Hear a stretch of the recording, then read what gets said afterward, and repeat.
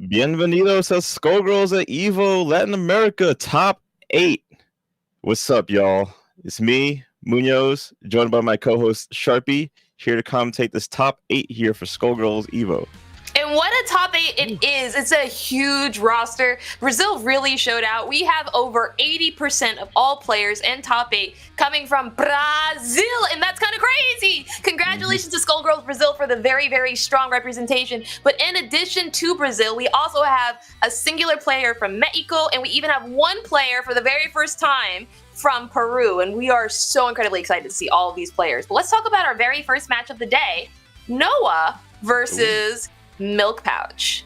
Okay, Noah and Milk Pouch. We're going to be seeing Mexico versus Brazil, I believe. So it's going to be good, interesting clash between those two different regions in South America. Whew. Now, I know we have a lot of people inside of this bracket, and the very first player right now, Noah, someone that a lot of people are very familiar with, considered a top player in Brazil. Their team, very, very, very ancient. That's a Parasol Painwheel double team that they've been playing since Season 1, and I actually was able to speak with them before this match and try to get some of their thoughts about how it felt to actually be participating inside of EVO for the first time. They had a singular line to say to me. They said, "Sage and Fox dodged us on purpose." Fighting words for sure. Now, Munoz, I know you actually interviewed Milk Pouch very briefly. You also had some words from them as well, is that correct? Yes, Milk Pouch has stated in their quote, "Para extender nuestro reino de Skullgirls hasta la vecindad del Chavo," which translates to extend our Skullgirls kingdom to the neighborhood. And it's fantastic to see that as well, because they are the only representation for Mexico inside of this bracket. The team they actually play is Annie, Robo, Fortune, and Parasol, and they actually run North Knuckle, Via Night Beam, and Napalm Pillar Assist, so it's going to be very exciting. They're actually the only Annie player in this bracket right now. Annie, for those of you who may not know, recently came out about a month ago now, and people have been practicing her. She's only been out for about 4 weeks on console, so this is going to be a really interesting match, because this is going to be probably one of the only displays we're going to see inside of this specific bracket for Annie. Oh, yes.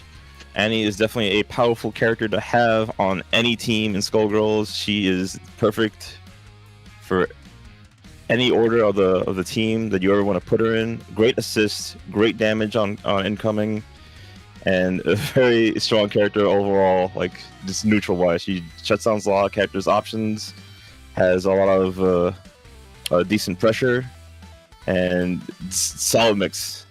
Yeah, so I think her only problem is that she's a little bit too combo heavy, to be honest with you, but everything else is very valid. Right. That was a meme. I'm sorry. She's not too combo heavy. She's really good, everybody. She's really good. She's really good. And we're going to get straight into this match starting off right now. Let's see what the round start is. Okay, so Noah with the Parasols. This is a region of very strong Parasols as well, so let's see how well they mix from their mid screen to the corner. Looks like we are running that Crescent assist there. Or we are spamming Crescent, just basically trying to get that in here, doing significantly more work than Crescent right now. Very nice by Noah. All right, it's going to get this corner, get that quick little reset in. Oh, drops it. Ooh, very nice. Very nice. Yeah. Fantastic first character down for Noah. That was almost a terrible situation for Milk Pouch. That was there. Yeah. They land this DP assist. They're getting their full B&B. Oh, go for a quick reset. Very nice happy birthday here, yeah. Let's go. I wonder if we'll see a level 3. Oh, this is perfect. Ooh, straight carry. Beautiful. Killing this Parasol real quick. This double snap. Ooh, kill him. Hey. Nice job. This is going to be a rough comeback. Okay. I also got happy birthday there. Good shot. I have arrived. Time for this easy peasy combo to kill off this character. It's good stuff to Noah. First round going over to Noah. Milk Pouch unfortunately losing that first round. Now, I think that showing was incredibly strong for Noah there. And I think what they did was display what is actually a very, very important part of the Brazilian meta. I know there were a couple of times there that they did actually stop their combos. And one of the things that Brazilian players actually do is they try to finish their combos specifically on things that allow for very, very short reset opportunities. So while we in North America specifically consider these to be American resets, inside of Brazilian play, they're actually fundamental for winning against your opponent. Yeah. Those drops are all intentional, if anything. So they're perfect for setting up situations where, like, okay, someone's gonna, mash reversal assist. Be like, all right, get off me. But then what a good pickup! Situation like this. There goes the Robo. Oh, the burst bait lands successfully. Spends the OTG here, so they have to reset again. Okay. Yes, there it is. Another one, yeah. The back heavy kick. Easy B&B to finish it off. Noah's looking clean with this parasol right now. Very nice. Cheers. Keeping the pressure going with that light kick bomber as well.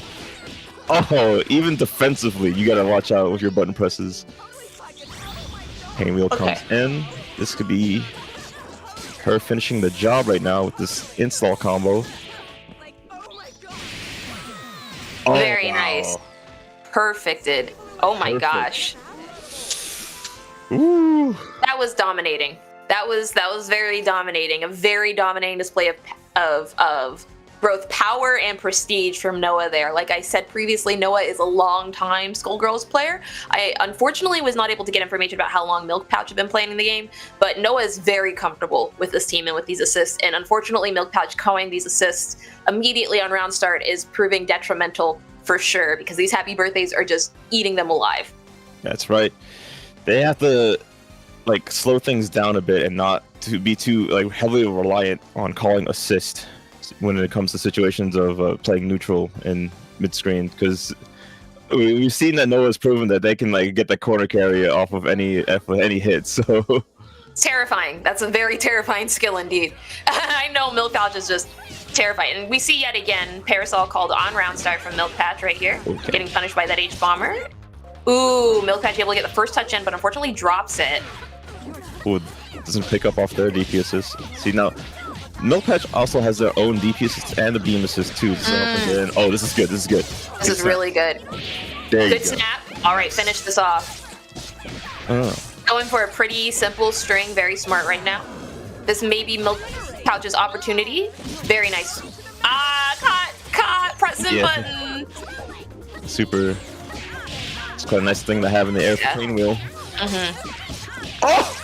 I hate that crossover so much. Anytime I see someone do it, I get so mad. Nice little B&B from Milk Pouch. It's good. Very nice. Okay. All right. Noah's Parasol is very strong, so let's see what Milk Pouch can do to deal with it. Has the beam assist in the back just to help them get in. Oh, Ryan's out! Level 3. Unfortunately, this leaves Milk Patch without any meter whatsoever. If they do not kill here off this combo, it's going to be really difficult of a position for them. Oh, they had the B&B too, but you got to stop. That level 3 is going to explode at any moment. There it is. The chip. Oh wow. I don't think the smartest tag, but I get it. Yeah, I believe they wanted the character to survive the chip. Yeah. Okay. Noah gets the hit here. Installs. Just to make it hurt a little more. Has to go for a reset, I believe. Probably gonna see. If you don't kill here, that's gonna be a reversal. Good blocks here from Milk Pouch. Very nice. Yes. It's a rough time for Noah to get in on. Has the solo Parasol left. Let's see if they can make this comeback. It is possible. Oh, there it is. Now, I think Milk Patch played that so much better than the first time. Ultimately, I don't feel as though they're playing the neutral better. I think it's really that they're able to capitalize off of that happy birthday opportunity, and they got so much off of it. As soon as Noah lost double there, what we saw was a huge turn of events. Ultimately, not having any meter did kind of hurt Milk Patch in the long run, so I feel like if Milk Patch if Milk Pouch is able to actually manage their meter. In this very next match, we'll definitely see another win come through, but ultimately Noah has, I feel, the better neutral in this situation. Oh yes. I would agree on that. See how Milk Pouch will deal with this. Goes right in with the Annie. Has the beam assist in the back too to help them. Okay, solid exchange of neutral here. Beam assist, ever so helpful. Definitely more than light kick bomber right now. I love these rolling cancels. Yeah, they're pretty good. Definitely avoiding all of Parasol's air normals as well, which not easy for Annie to do. Yeah, to stuff the air approach. Yeah, that beam assist like locks down Parasol really well too. She's so tall, I don't think it's just get hit by it. Okay. The tag! Now this is actually very normal in Brazilian play. We do actually see tags utilized like this significantly more than DHCs, exclusively because the meter is considered very important in Brazil, and so people do not like to sacrifice it. Both players have to watch each other's DP assists here. Super to safely DHC her out. Nicely done. Wow, flies right over the crescent too, so that's a good thing for Painwheel to have there. And tried to pick up the heavy birthday, wasn't able to, and is now going straight in on this Annie. This could be death if they opt to use the meter. And now went for a fancy reset. Crazy. Yeah. Okay. Oh. That is called dead. Now that Parasol is going to be very important because that's some of the main pressure that Noah's been able to put out in terms of assists. Doesn't really have anything else to keep Annie off of them, as you saw. Annie just very easily punished that double assist and is now working on Parasol. Pinwheel. Yeah, that's a dead Pinwheel now. Without DP assist from Parasol, Noah's team is just kind of open.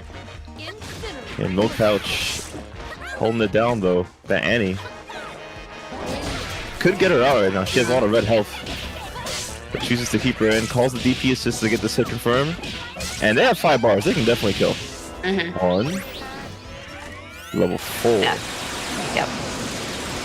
It's level 5, but it's 4 bars if you do. It's 4 bars because you DHC. Yep. Very nice. Very nice and clean there from Milk Pouch. I think Milk Pouch right here is solidifying exactly how they got to winners. But I'd love to hear your thoughts on it, Munoz. Yeah, the adaptation is showing really well here for Milk Pouch. The point Annie is making it rough for Noah to get started on it, because Noah needs that first hit in order to make that Parasol at one point a lot threatening. Like the jump jab into heavy punch or jump heavy punch could help keep Annie down, but those H crescents and H beam assist help Milk Pouch on their end keep Noah down. So it's a little rough for them to approach if Noah doesn't have an assist to help him like move forward. For sure, for certain. It's not looking super great for Noah right now. While those first 2 matches were very, very dominating, it looks as though Milk Pouch has basically figured out exactly that Parasol is the issue on this team. As Noah is very well known for their double play, it seems as though a lot of their team seems to be rotating around this point Parasol, and that's unfortunately a hindrance. Yeah, I'd like to see more of Noah's double here. Oh, gets hit by the jump heavy punch. Rolling. Okay. Pressure. Tried for that IAD. Ooh, nice PBGC. Immediately punished though by Noah. Into the tag combos that I was talking about before, nice. Very popular in Brazil. Unfortunately, turned around. Milk Pouch botches the IAD. Now we're back in neutral. Also some sick unfly stuff there with Painwheel, but gets hit by the DP assist again. It's working mileage here for Milk Pouch. Oh, but drops it. Gets reversal super. Gets Parasol in safely. Gets his hit confirmed. What's the reset? Ooh, wasn't able to capitalize off of it. Almost got a happy birthday. Let it drop there from the assist. Yeah. Now we're back in neutral. No on Parasol. Milk Pouch on Annie. Second heavy punch. Look like it crossed up too. Oh my god, Annie combos are so nasty. Oh, couldn't get the beam super at the end. Had the kill. Millions and billions. Has the raw tag here. Gets double in successfully. Oh, the gunshot. Annie picks up. All right. Yeah, flush step using that to convert there. Super nice. Super clean. Very. That was almost a dangerous situation for Milk Pouch as they did. Right? I was like, oh god, where's the happy birthday? Alright, using those Lugers just to try to get in. Ooh. This is safe. This is free pressure here for double. Don't push block. Don't push block. Now we punish. Very nice. Yeah. Wasn't expecting the heads to leave that early, I guess, suppose. Incinerate. Yeah, ultimately with Robo right now, Milk Pouch is very free to just zone and move the pace at their battle. That DPS is doing so much work. Noah recognizes it, immediately brings out Parasol for the tiers, gets the confirm on Robo, nice. Resets to make it real, drag to the combo, we'll probably see a drop and then another immediate reset, yeah. Yeah. PHCs to get out. It definitely can't lose Robo here. Robo, one of the better characters from this recent patch of Skullgirls that we had. Getting air dash, having utility off of all that bar. Definitely want to keep her alive over Parasol. She can definitely make this comeback a lot better than her. Oh, there's the confirm. Milk Pouch still fighting back here. Can they get this kill on this pain wheel? Oh, good blocks. I was expecting a level 1 there, to be honest with you, immediately on that drop. Oh, that's a sick combo that's going to finish this off. That was a very good low air throw. Last 10 seconds left. Oh man, this determines who moves forwards into winners. It will come down to health. Oh my god, and that's a touch. Wow. Do the level 3, make it last long. Go through timer, go through timer. Yes. Nice. And this is death. Noah moves on to winners finals. What a finish. What a finish. What a way to start this bracket. How beautiful. Almost reverse 3-3 though there. That was woo. Stressful first match there. That is a set for an Evo top 8 right there. These two players have fought really well just to make it here, just to showcase their skill here, and they definitely showed it there on the table for everyone in the world to see. And yeah, honestly, can't wait to see them again later on in the bracket. Now, I'll be honest with you, not only can I not wait to see them later inside the bracket, but I also can't wait to see some of this fantastic imaging from Sony Image cameras. Students can get savings. Oh, actually, what I meant to say was that not only can I wait to see this remaining bracket, but I also can't wait to hear some of the amazing deals that I get, not only from myself, but also from Astro Gaming, which is the official headset and mix amp of EVO 2021. You can get yours right there inside the link inside of chat. Check it out. Astro Gaming, the official sponsor of EVO Online. Get yours today. Yeah, I love them. I'm actually a really big fan because these plates are actually reversible. So we have like little Evo on them, and sometimes I have like pictures of my ears and stuff. I like them. I like them a lot. And like the little mix amp, I'm a big fan of. But I believe we also have not only Astro here, but some amazing brand new merch from our production company here, 10O. You can scan the QR code or even visit 10-o.gg/merch.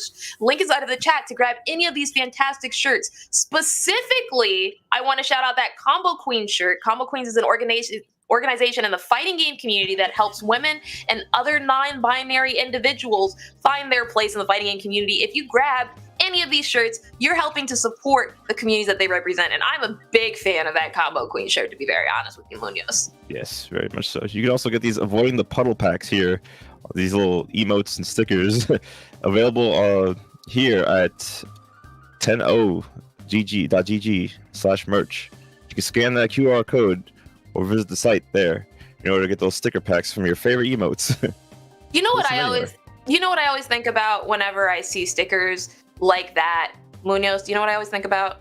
I always think about how disgustingly sticky some of these characters can be. Specifically Peacock. I think the character that needs nerfs the most inside of this game, to be very honest. And there is no better Peacock inside of the Brazilian scene than the very next match that we are going to be watching today, which is actually going to be Resita Fadal versus Kyrian. Now, Resita is not a Peacock player, okay? But I believe Kyrian is, and that's why I say this. Kyrian is a Peruvian player. We don't have very much information on there, but what I can tell you about Resita is that Resita is a very well-known Brazilian player. They actually play Robo, Big Ban, and Double. And y'all, if you don't know Resita, you're honestly doing yourself a disservice, all right? They had one thing to say in preparation for this match, and their words were very clear. They said, if Cloud King wants to send people to Brazil, tell him we're more than prepared. Very, very strong words from Reseda. And I'm so incredibly excited to see how this person, someone that has actively gone on record saying that Peacock needs buffs, all right? I'm very excited to see how they do inside this matchup, Munoz. Oh, yeah.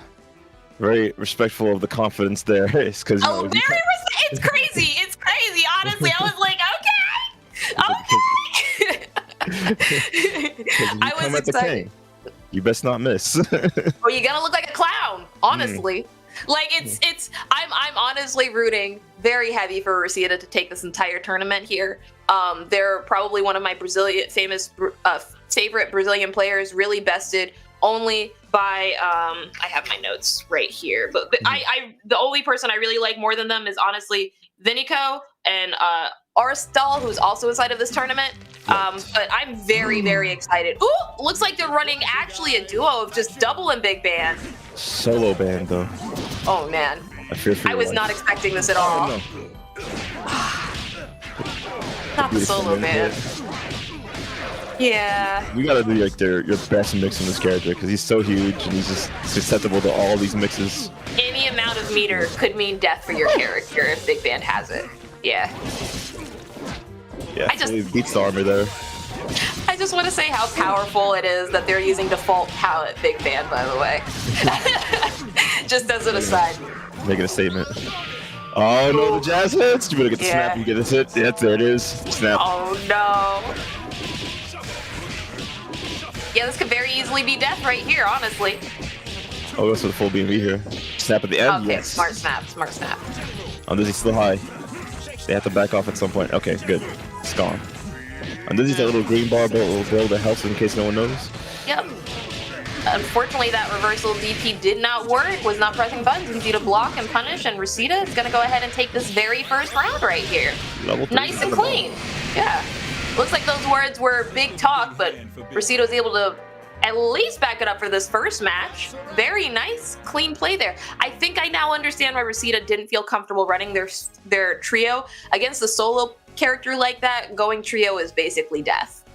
Absolutely death. There are a lot of players inside of the world that do not like that matchup, and a lot of players that will actually lose a member of their team exclusively for that. I'm somewhat surprised that they opted to run Big Band and double instead of like Robo and double, but it also makes sense to me because Big Band and double are very strong. I think Robo would have really just been used for chip there. So Reseda's doing a great job so far. Kyrian running solo Big Band despite my notes unfortunately saying they're a Peacock player. It appears as though their Big Band is I don't know. Big Band solo play is just like what you gotta do. You just eat them. You melt their health. You gotta. It's one of the survival techniques of quick match that you have to understand. Yeah, you go in there, you do big damage. You will mix your life away. In this corner right now, Kyrian's getting this good lead. Oh. Ooh. Yeah, just armor through. Yeah, why respect anything? You're a solo Big Band. Sacrifice your health for the greater good, comrade. Exactly. Classic Big Band. Oh, good tech. Still in the corner, though. Has to watch this character. A Big Band doesn't have strong lows to beat the armor. Oh, good parry. Wow. He's going to step something for them. Oh, he drops it. Okay, Big Band at neutral. All you need is the 2 hits. 2 trains, each heavy, each missed. The heaviest of trains. Yeah. Oh, what a mix. Oh, that was nasty. That was actually nasty. I would not have blocked that. I would not have blocked that at all. Okay. See, this is enough damage. This is 1 ratio to 2. Oh, that was so smart. That was nasty. Yo, that was sick. That was actually sick. Break, just to get that maximum level 3 damage. So smart. Because if that was in the corner, that wasn't gonna get all the hits, and it's gonna drop. Bro, that was so gross. Ah! He said, "Let me stop you real quick and let me start the band right up." I love that. Yeah, it goes to show that any form of team in this game is powerful. Solos, duos, trios. Kyrian is showing up today with this Big Band right now. and their knowledge of this character is just gonna potentially carry them to winners finals if they keep this pressure up. Whew. I think as long as they're very aware of their health and exactly what they're doing here with all the armor. Oh man, that parry on round start, so powerful. So bold. I love Big Ban's placement here, and I really love Rosita punishing Big Ban for that as well. Ooh, nice flush step. Cross up right there, but wasn't enough to get the head confirmed. They put themselves in the corner. Okay, good. Very good. A double can utilize Silly Slide to break armor here, but they have to not be in range of Big Ban's reversal opposite, like throw, for instance, because Big Ban has a big throw reach. Ooh. Very nice. Yeah, use the opportunity to get Big Ban out. Unfortunate drop there from Kieran is going to lead to Rosita to get this. Okay, potential kill. Train assist. That's the power of duo right there. Yeah. You have a friend to back you up to help you, jump him. Ooh, got punished straight through that 2-hit armor right there. Just needs to end this with a snap. We'll get a lot of that health back. Very nice. Yes. Now, although the health bar does appear to be smaller on Krillin's side, it's actually significantly higher. Oh, wow. Doesn't get anything off that giant step, but so there is his options. Goes low. This is going to be a kill. Good kill. Yep, oh, wow. Very nice. Not reset there. Crazy. I like that. That was really nice by Rosita. 2-1 over Krillin right now. One more game will move them forward and to winner's side. Staying on winner's side, ever closer to this amazing grand finals. I think Rosita is playing very, very smart right now. Very, very so. Going low when they need to at the right times, just to potentially catch armor breaks too, because lows beat armor in this game. Well, sweeps specifically, but yeah. Okay, yes. Sweeps too. Yeah, because not every single low is a sweep, unfortunately. But yeah, no, it's one of those things. It's one of those things where Rosita is using all of their game knowledge to make sure that they can abuse Big Ban at this point, knowing that they don't have any other characters to worry about, which is really, really amazing game knowledge. Even though you can play any form of ratio in this game. Is valid. Yep, yeah. 100%. As a solo Annie player who understands that Annie needs significantly more buffs in both damage and invulnerability, I agree with you. Yes. It is stronger to have like an assist to help you out too. Just granted, you just can't get hit. Yep, can never be hit. Fantastic play here right now by Rosita, keeping Krillin off of them while still trying to maintain the tactical advantage. Very nice placement, understanding Big Ban's move. Wasn't able to punish that missed A-train there. Oh, that one parry. Yeah, that parry terrified me too. I would also back up. Very nice punish there. All right, let's see what the schmicks is. Oh.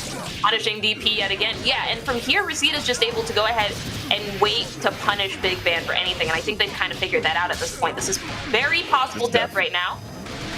Level 3. Yeah, don't miss it. Very nice. And that moves Rosita up. Yep. 3-1. Winners finals against Noah. What a fantastic game and a fantastic showing of some of the best mechanics inside of Skullgirls thus far, Munoz. Wouldn't you say? Yes, very much so. You can see all forms of teams being played here. These players have shown their skill here to prove that they have made it here at EVO in the top 8. But before we get into more of that top 8, we're going to be moving on to a break real quick. Let's get ourselves settled, get some water, use the bathroom when we need to, and we'll be right back. Hasta luego. Welcome back. Welcome back. We are back at EVO Top 8. We're going to be hitting up that loser side very soon. It's your boy Munoz and Sharpie on commentary here for Latin America Top 8 EVO. See who gets the last 2 spots. Now, I am incredibly excited about this very next set that we have here, Munoz. We're going to be seeing Hime versus Thiago. Now, Hime is also a very well-known Brazilian player. Thiago also opting to play, also a Brazilian player in nature. Now, Hime's team is Peacock, Big Ban, and Fuqua, and Thiago actually plays Beowulf. Oh, I apologize. We're actually not going to be commentating that match. We're actually going to be commentating the secondary losers match there, which is going to be Jorge, who is a duo player, plays Peacock and Big Band, as against Aristal, who is also a Brazilian player. They play Parasol, Squiggly, and Eliza. Now, previous to this, I actually interviewed very briefly Jorge, and I asked them some quick questions about how they felt about the game, and they just said, you know, I love this game. I really like Venus. I really, really, really like Venus. Please add her to the roster. Please, please, please. And by the way, I guess also Eon. And I just want to shout out to everybody inside of my country that helped me get this far. Shout outs to Calix and Kino, my biggest supporters, which was just so sweet to see. A lot of these Brazilian players haven't had an opportunity to play inside of international spotlight like this, so it's really their first time doing it. Of course, Hime, the ever-loving, amazing person that they were, said, yo, I only got one thing to say to you, Sharpie. Go, George. Hold the neutral for me. And I was like, ah! He is going to blow up right now. This Peacock player has short words and an even shorter fuse. All right. Peacock. See, now you talked about how Peacock was like needs to be nerfed, but they're in losers right now, so... So clearly they need buffs. Clearly they're not strong enough is the issue. But they made it here. They did make it here. They did make it here. We're seeing some good character play here. Top tier character. Oh, Eliza on point.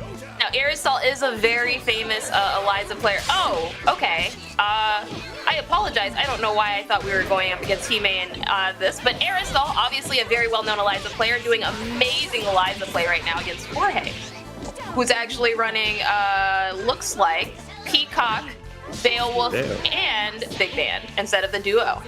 Yeah, interesting team choice, not having Beowulf on point this time around. Peacock being possibly, I think, the better battery here. Getting opened up, though. This should be a nice DSC into Pillar of Creation. Create your own combo here.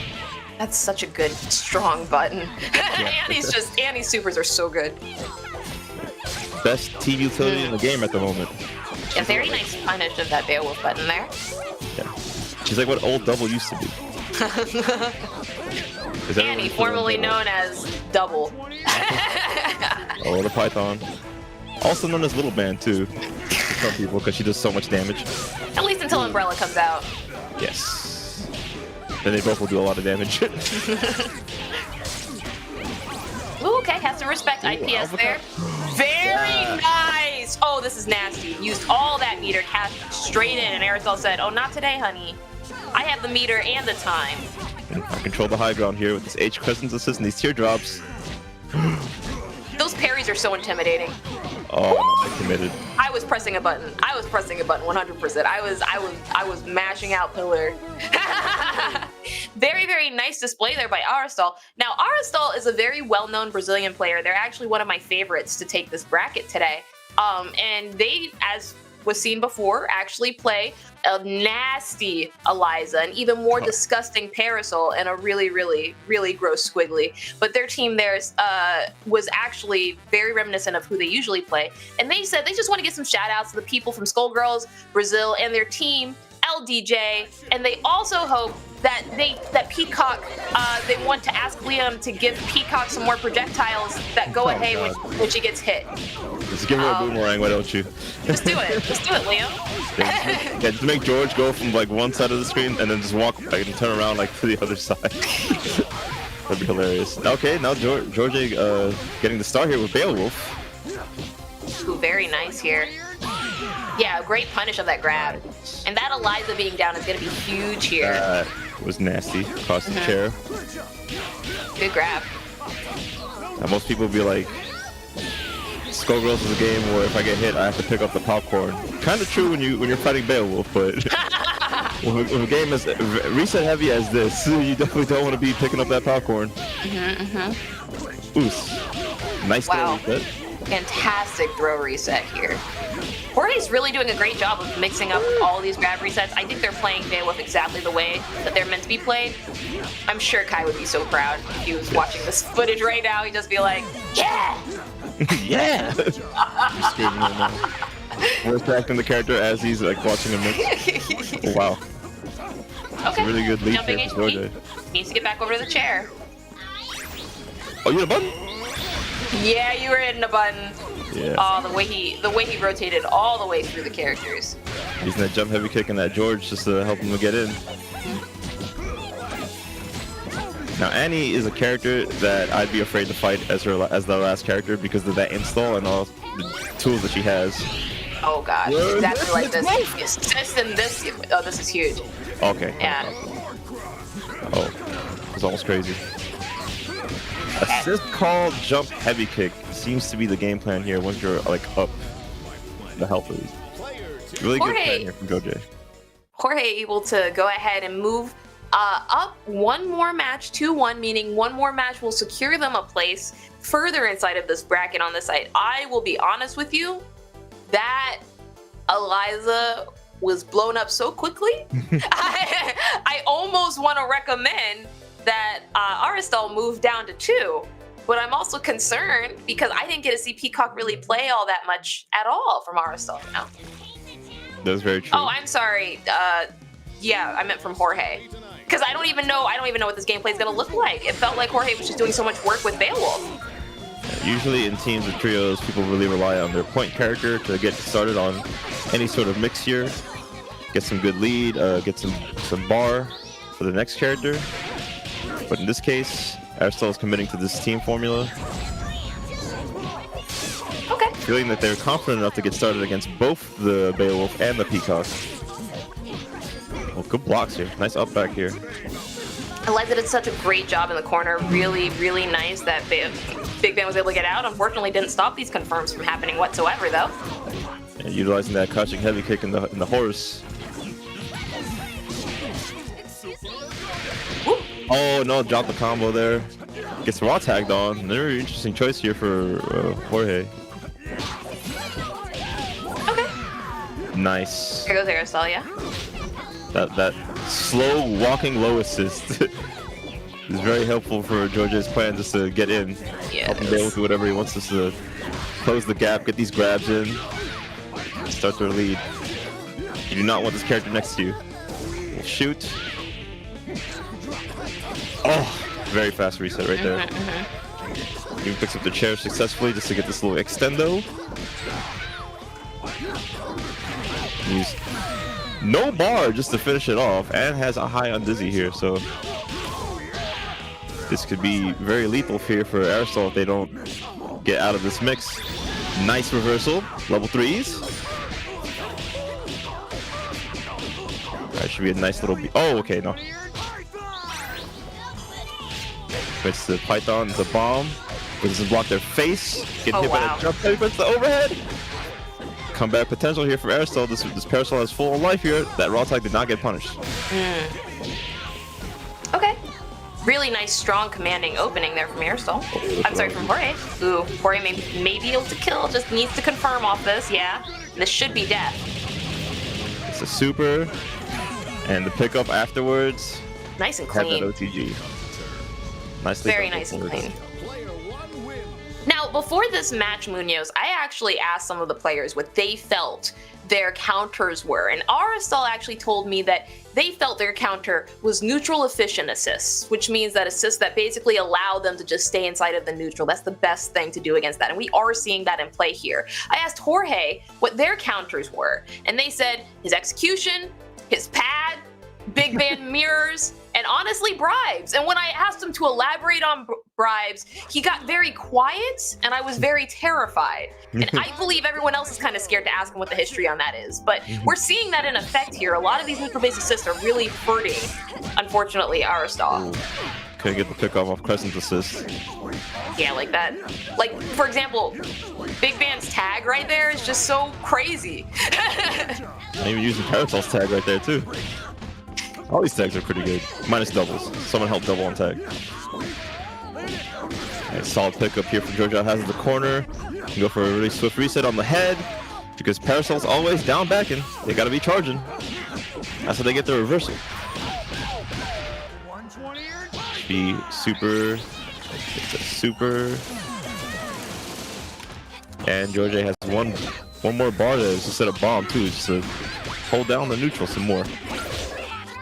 Oh, they got the mix there, but they didn't get the pickup. Pillar. anytime, anywhere. It's like sniper shot, ready to pick up. Oh, that's questionable alpha counter right there. Oh, that's really nice. Okay. Back into neutral. A-Train unfortunately doesn't hit. Beowulf assist does. Yeah, that mid-screen mix was almost the nastiest, but Jojo was ready. Gets this A-Train, goes in the corner.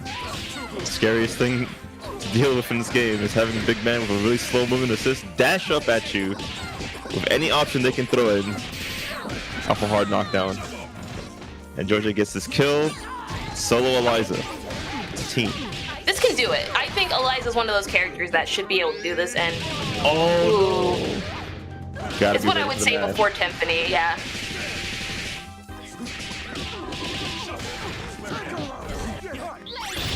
Oh, the level 3 reversal. Not gonna wait. Yeah, not gonna be able to pick up there. It's a very tight link to get there. Oh, here comes the skeleton. Punish this assist. Eliza loses health now when she calls that skeleton out.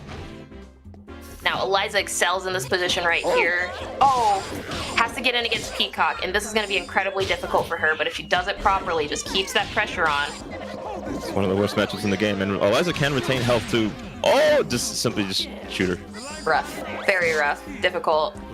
It ultimately comes down to the fact that while Eliza does have certain tools that does win against Peacock, it's kind of difficult because the startup on them is so immense. Like Crouching HK has such a large startup, but it's the only thing that really protects Eliza against projectiles like that. Congratulations again to Jorge for that fantastic showing. As always, we saw such amazing gameplay from both Aristal and Jorge, as seen inside of these clips here, also had such a great start, and I really believe that their Parasol play really showcased why they deserve to be here. Jorge's Beowulf just doing a great, wonderful job of commanding pressure, and I feel like everything on this team really helped cement them this place in this next match. Yeah, L George so helpful in helping George get through this whole set, and it will help him carry on further into this Evo bracket top 5 as they move on.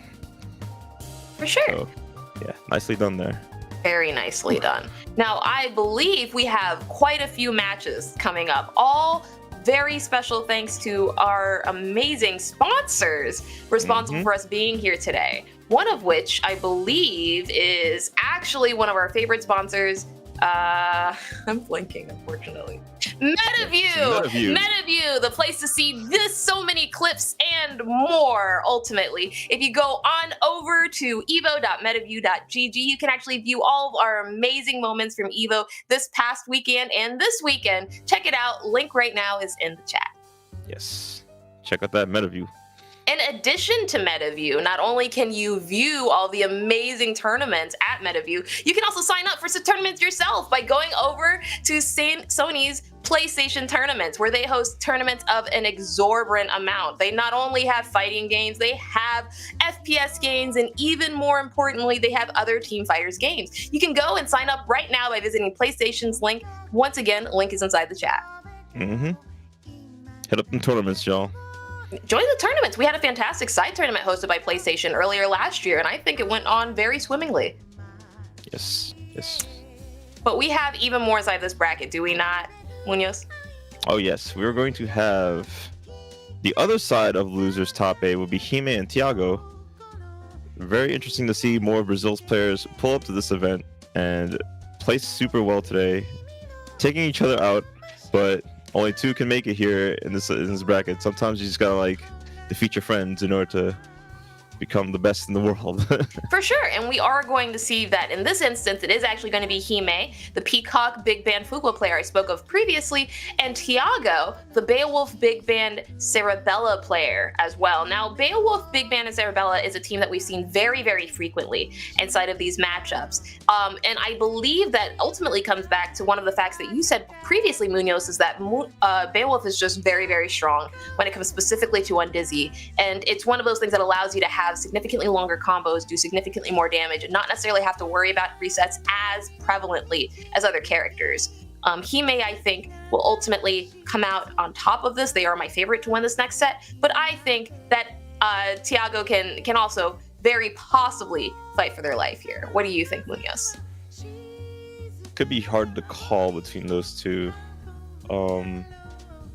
As mentioned before, Beowulf does like abuse the fact that they do a lot of damage despite Undizzy being super high, because most of their B&Bs involve like specials. So let's see if they could be able to prove like showcase that to us and like be able to move on in the bracket today. For sure.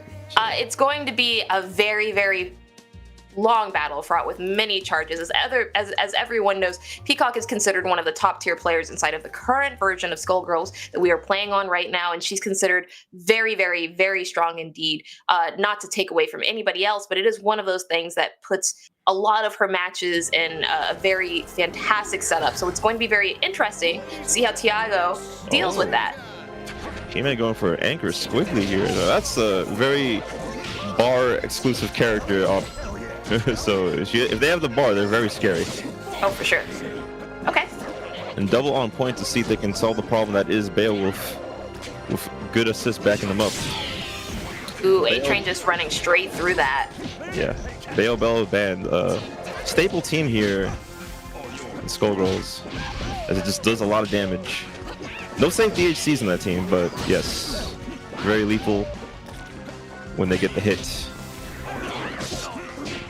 Oh, that was really nice right there to item drop confirm like that.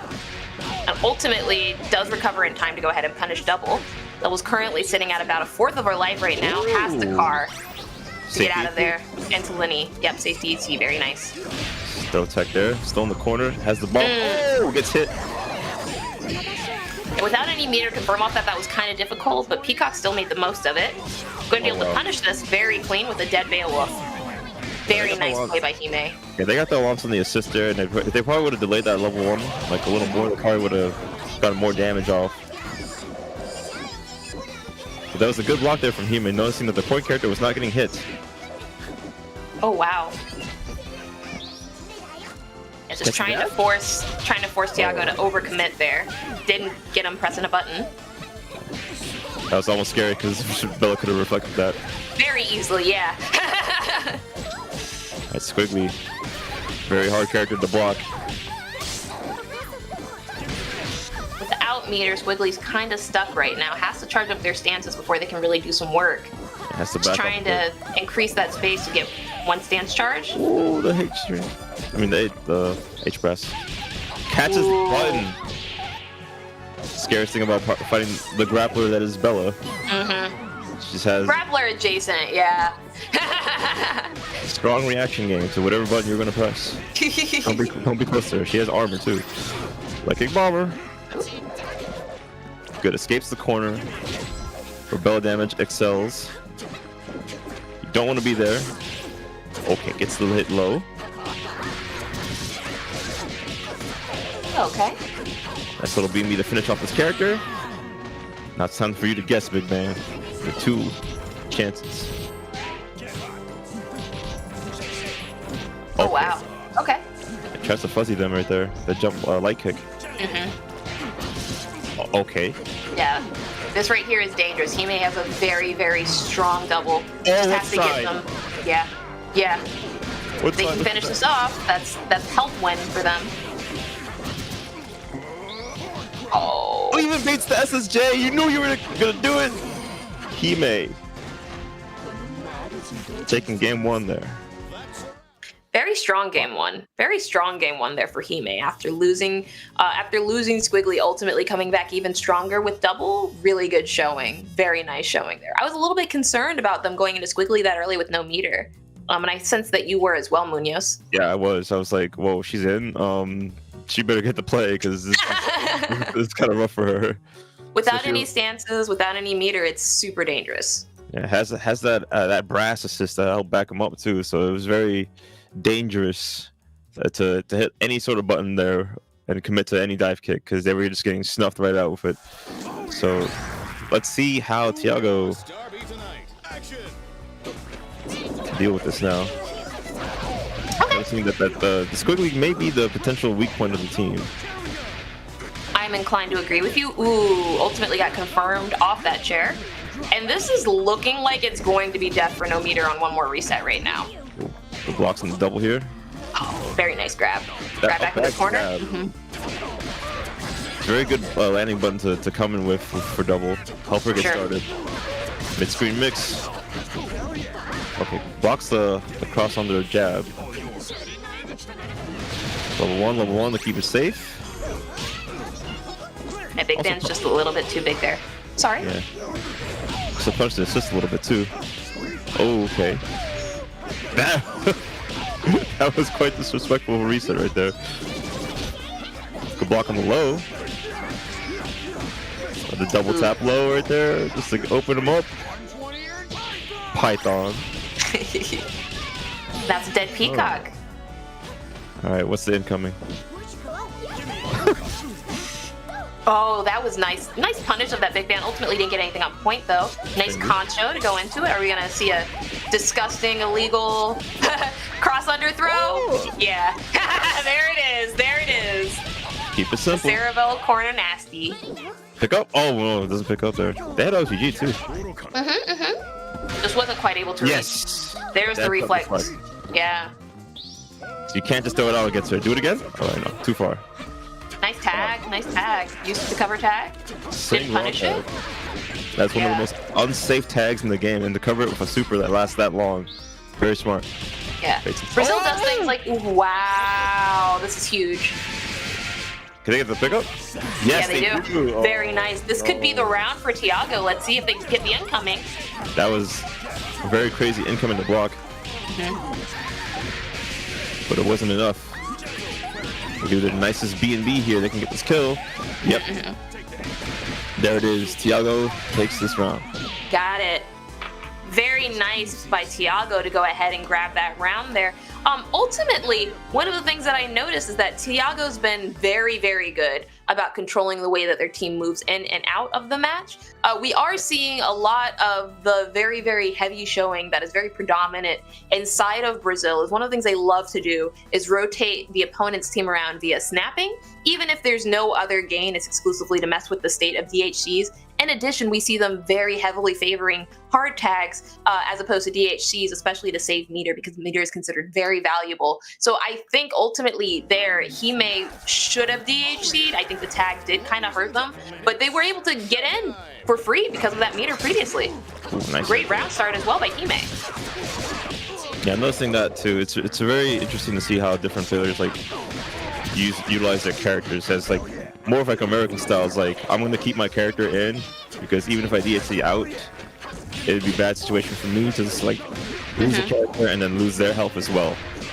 No, there is significantly different OP in North American play than Brazilian play, and I think that's what we're seeing right now is Tiago ultimately using some of those factors that are very prevalent in Brazilian play to come out a little bit on top, and that's what he makes. Oh my gosh.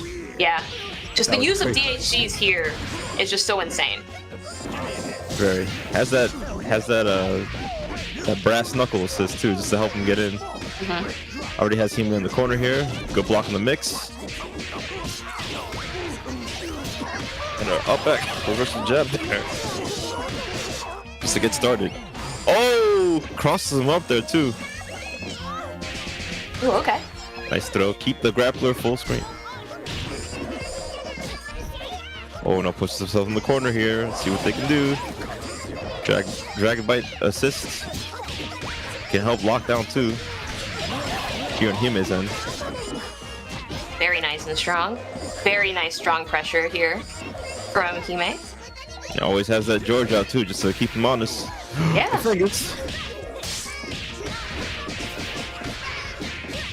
Wow, okay. Nice B&B. Yeah, Cerebella did not care. So you gotta play her. Just gotta play like you don't care about your life. Nice incoming. Like, Hime wasn't worried at all about that incoming. He was just like, I'm coming straight in. Oh my gosh. Oh, just goes right into that level 3. Wow. Yes, another reaction super. Has him in the corner, gets the full combo. Oh no, doesn't get the restand. But still has brass as security backup, just in case things fail. And that nice little reset off the jump medium kick. Oh. We're up back in those. You're not doing any sort of reversal super. Your double will incoming with nothing. Tiago can definitely do this. We saw it happen last round, very close to the round before. Let's get the old classic barrel loops B&B here for some damage, but it has to drop at the end there. Quite unfortunate. Oh, scary stuff right here. Very nice grab. Never be afraid to throw the grappler. The one thing you should be spamming, honestly. Yeah. This is terrifying. Big Band almost has 5 meters. Yeah, and the timer. Oh, the lightning extends. And the side switch too. That was so good. Don't do it to him. What? No song? No drink? No. And Tiago wins the round in name, but not in our hearts.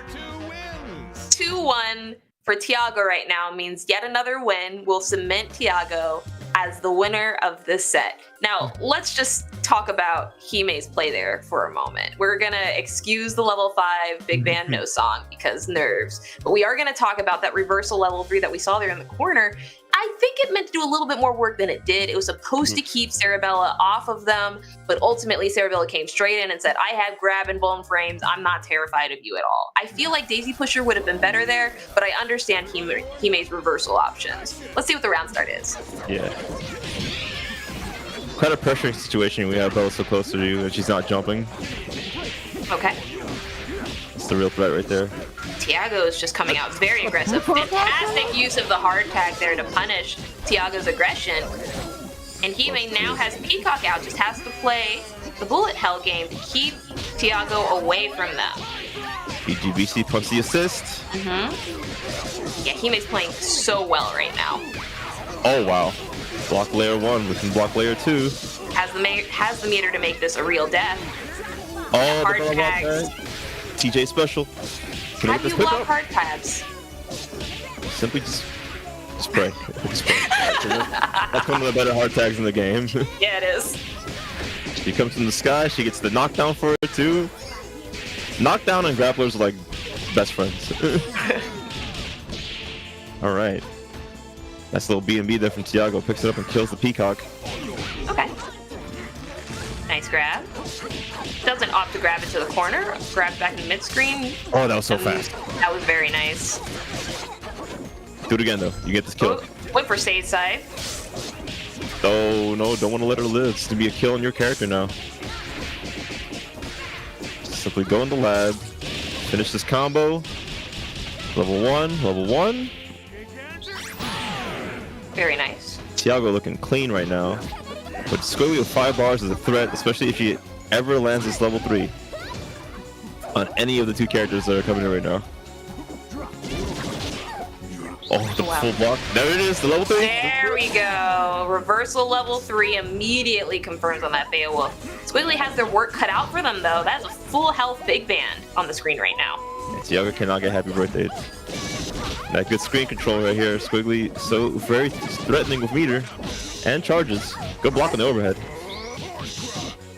Oh, no safe DCs. Has to pick a character in that situation. They chose to sacrifice Big Band for this. Level 1. Okay. Very scary situation. Has to watch their pressure here. Could get reversal on. Let's see. Let's see. Not seeing a lot of jumping HPs from Squiggly there. Oh. A little bit of disconnection ultimately. I'm interested to see That's what kind of the play was there from Big Band, because if I had to guess, and I am a betting woman, if I had to guess any amount, some would say even possibly $500, I would bet that Big Band came out on top from that, because Big Band had meter and Big Band had health. And I didn't see Hime with enough resources there to really live through another exchange, unfortunately. But I think what a lot of that play came down to was Tiago's just outright aggression from the start of that match there. It did make them very predictable, and Hime was able to turn the tides relatively early inside of that set by very easily and very quickly getting quite a bit of damage out on Beowulf. Okay, we're going to choose to, I believe, redo it. I have a counter someone else's score right there. I believe we'll get the score in a moment, but Tiago, once again, doing fantastic right now. Looks like Hime did take that other set, meaning that the score is currently tied 2-2, and the winner of this will move forward. Oh, okay. All right, very nice, strong Sericopter there. Going straight over Monster. Ah, still got hit. Monster tag? She's not even on the screen yet. All right, gets this nice little B&B. That was mix. It's quite dirty. You need to do this to Bella, especially in the air. Her weakest spot to reversal from. What an item drop. Nice. Tried to escape using that jump heavy kick, but they still kept themselves in the corner. Not able to block the double overhead. Okay. Oh, wow. Yeah. Got stuck punishing the assist there. Wasn't able to get on point. Hime losing Peacock is a big deal there, ultimately. Beowulf getting his charges, though. That Undizzy does not matter anymore. He's going to get this full B&B and kill this character with 2 bar. This is a strong lead here for Tiago. Looking very similar to the last game. Squidly with meter. Oh, the chair hits low, gets the pickup. Oh, man. Knockdown? Oh. Yeah, you're not. Snapper. It goes away from Snapper. Yeah, it does. Oof. It's just rough. Yeah, Hime's getting frame trapped a lot here, unfortunately. Squiggly is just such a rough anchor. Nice. Very nice by Tiago. Yeah. Cleans it up. Great play, of course, from Tiago there. Did an amazing job commanding the aggression as well as taking that set 3-1 over Hime. Now, I'll be honest with you, Munoz, that play was very exciting to watch, and congratulations to both Hime and Tiago for getting this far, and congratulations yet again to all of Skullgirls Brazil for such the strong showing that we've seen aside of just this round 1 so far of EVO Latin America Skullgirls Top 8. It honestly is such a pleasure to see so much of both Brazil, Peru, and Mexico being honestly showcased here, but even more so to Skullgirls Brazil, who has been championing their scene for so incredibly long. Yeah, we'll hope to potentially see 2 players from that scene pull up to this top 8 EVO bracket that's going to happen later on this year. These people have been working really hard in their gameplay. They supported the scene for such a long time, and they just built like such a powerful powerhouse of, over by their region. And showcasing it today is really cool to see. It is. It honestly is. Yeah, there are so many other players there. Like off the top of my head, we have Mwisk, we have Aceto. But before I mention some more of those fantastic players, I believe we have to go ahead and take a fantastic break to not only showcase some of our sponsors, but also some of the fantastic people who've made past EVOs possible. Stay tuned. And we're back. Skullgirls Top 8 continues. We're going to lose the scooters. We never left, honestly, Munoz. We never left. We've been here this entire time commentating all these fantastic matches in Latin America, and I'm so incredibly excited to see that our very next match set are actually going to be over here on the loser's side. I believe our very next match is actually going to be Milk Pouch versus Jorge, otherwise known as the amazing Brazilian Peacock Big Band player. Milk Pouch, as everyone knows, runs Annie, Robo, and Parasol with Pillar Assist. Now, do you have any clear favorites coming out of this last set that we saw into this next one? I would say Jorge could potentially be a top 3 or top 2 placer here today, as they showed how strong they were on their Bayo play. And that Peacock is, as you know, a top tier character that can help you carry all the way up into the finals. So we'll see how well they play here. Milk Pouch knows so all the way from Mexico, proving they can still play with these connections. We saw a lot of pressure and adaptation coming out from Jorge there. I was a big fan of Jorge actually adapting quite a bit, not only on their team composition, but also on some of their aggression choices at round start. And I think that Milk Pouch honestly is actually one of my favorites to win, as they are the only Annie player inside of this bracket, and they are running H Crescent, which is a very, very strong Annie assist, as we've spoken about previously. So I think ultimately what this matchup is actually going to come down to is who can utilize the chip game more. Is it going to be Milk Pouch or is it going to be Jorge? Yeah, both playing 2 unique teams here. One with H beam to help the small character as Annie get in. more like better horizontally, and we have Jorge with the brass to help him as well with the armor on that. Really nice removal there. Jorge doing a great job commanding the space. Puts down Lenny to keep the pressure a little bit more real. Annie has to respect all of that. And Annie's already sitting at about a sixth of her health right now. Getting in for Peacock against the very first time. This could be death for Peacock. Misses the IAD. And now Beowulf is out here to finish off Annie. Yep.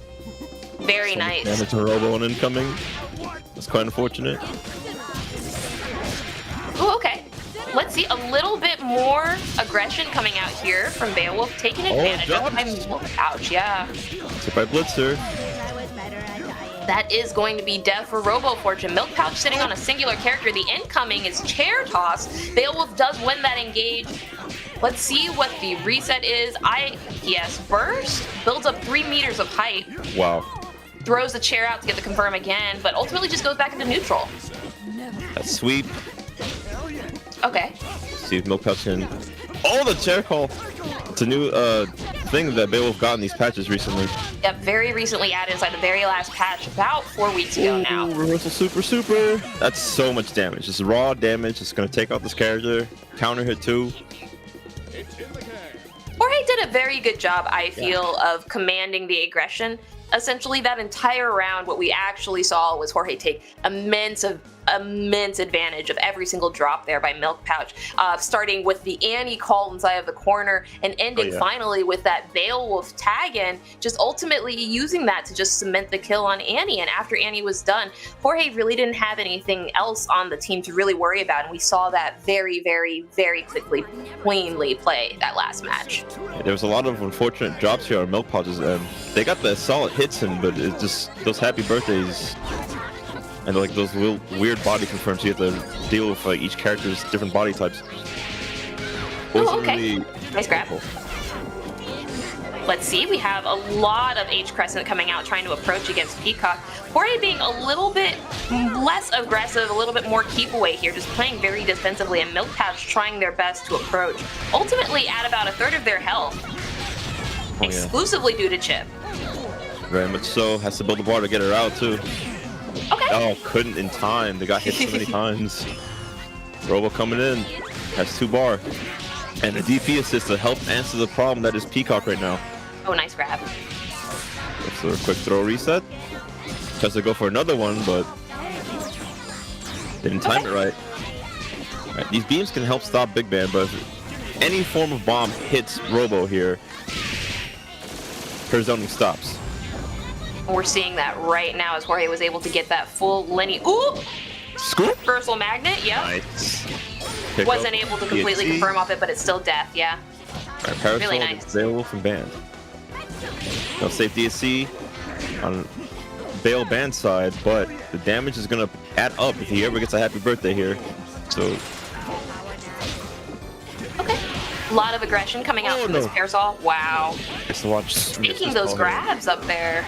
Literally cannot call H-Beam anymore. Oh, the EX chair pickup. Smart snap, very smart snap there by Jorge to get Robo Fortune out, who's living on a prayer right now with only a smidge of health. That trade is going to go ahead and kill Robo, and now it's exclusively Parasol up here who has to defend against a Big Band and a Beowulf. On a full happy birthday. Very nice confirm. Here.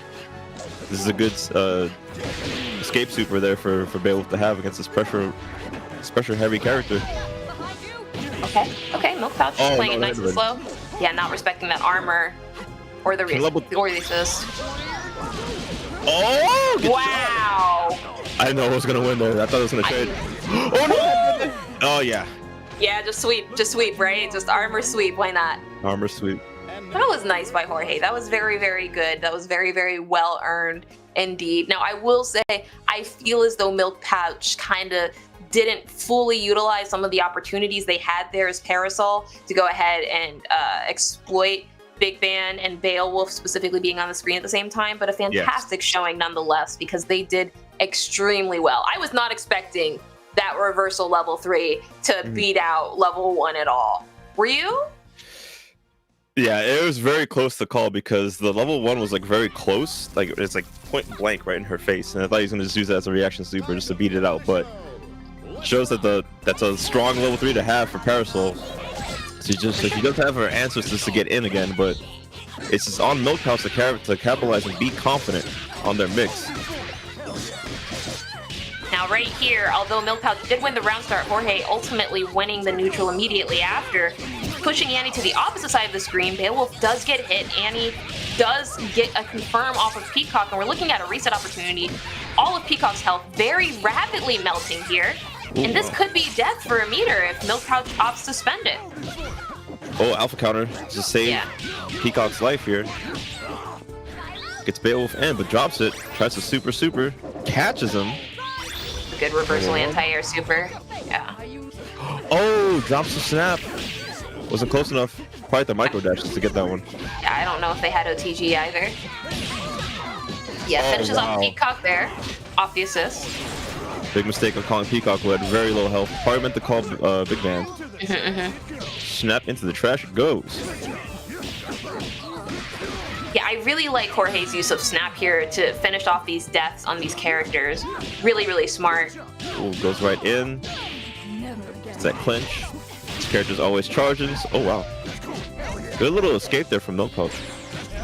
Oh my gosh. The low throw. Parasol's grab is so good. Her air grab is just so good. She literally got magnets in her hands. Alright, mid-screen mix. Let's see what's going to happen here. H-Beam gets the hit confirmed. Spends the TG here.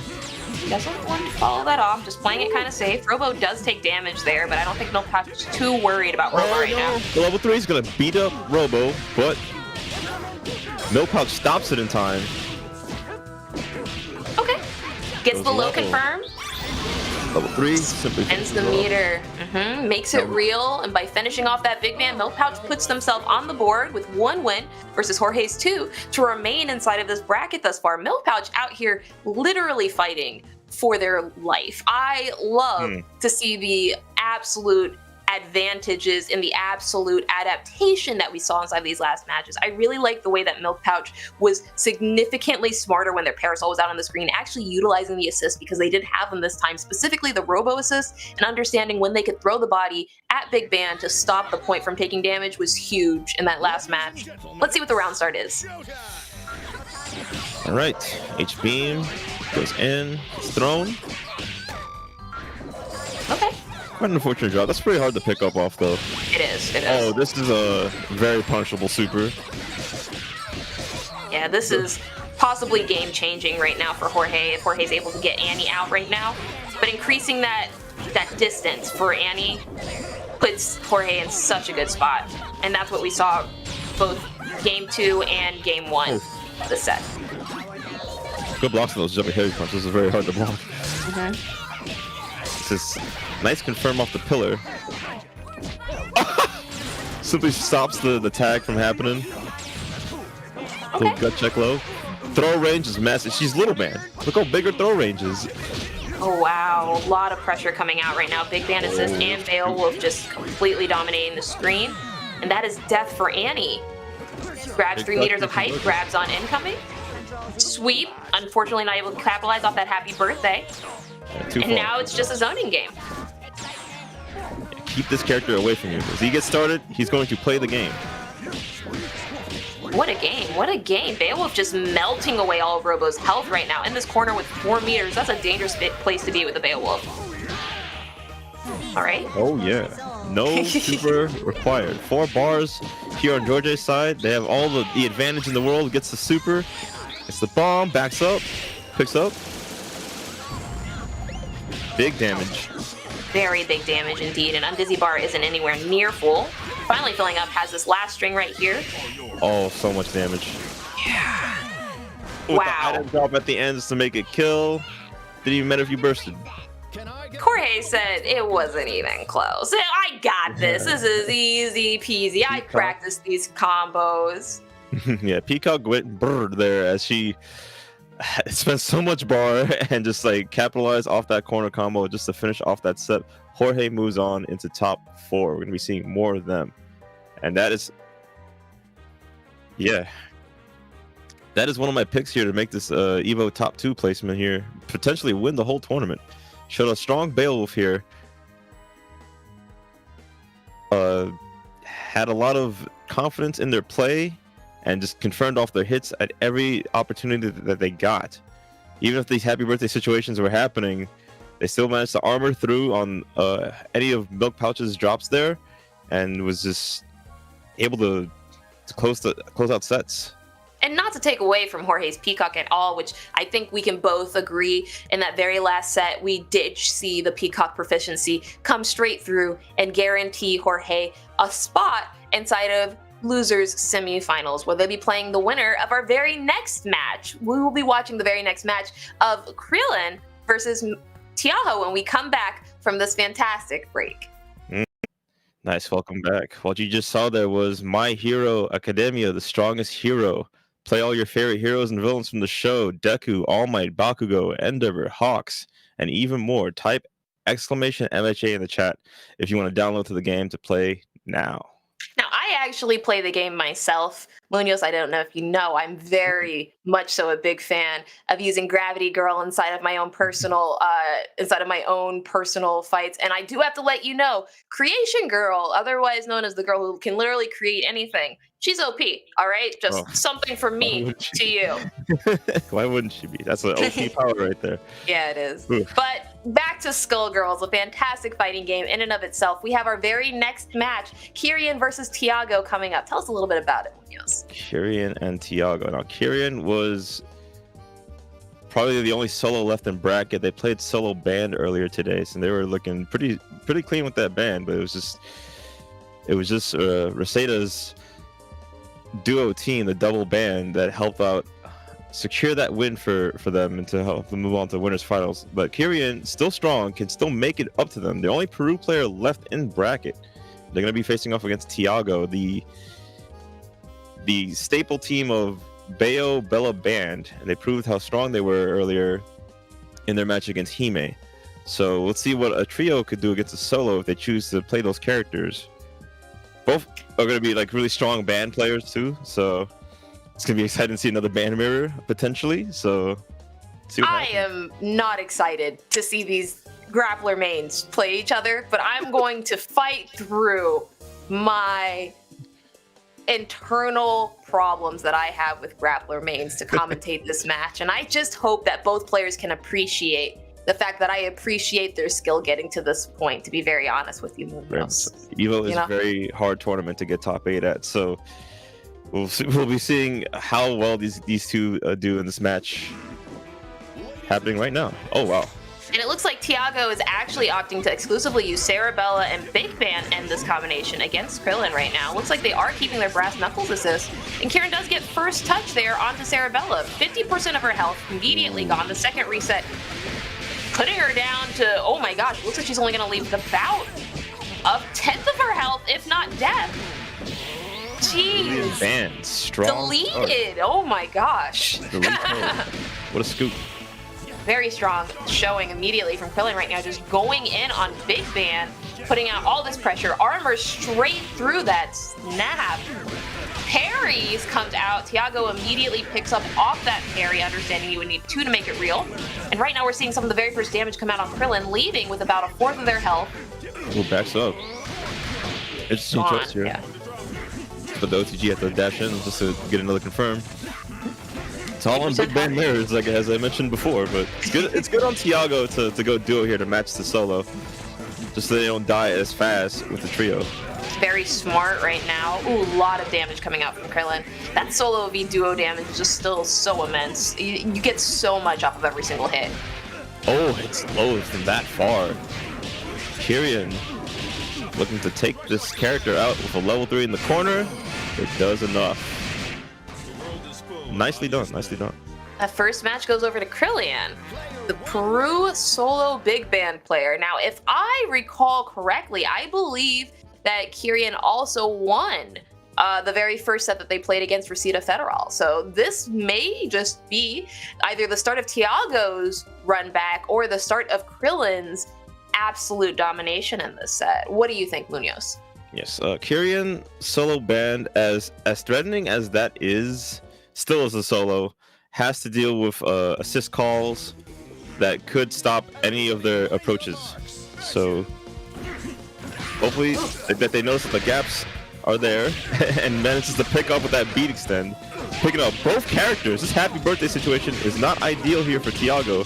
As they get this corner carry, the snap works out, Big Ben does not fall out, and they die.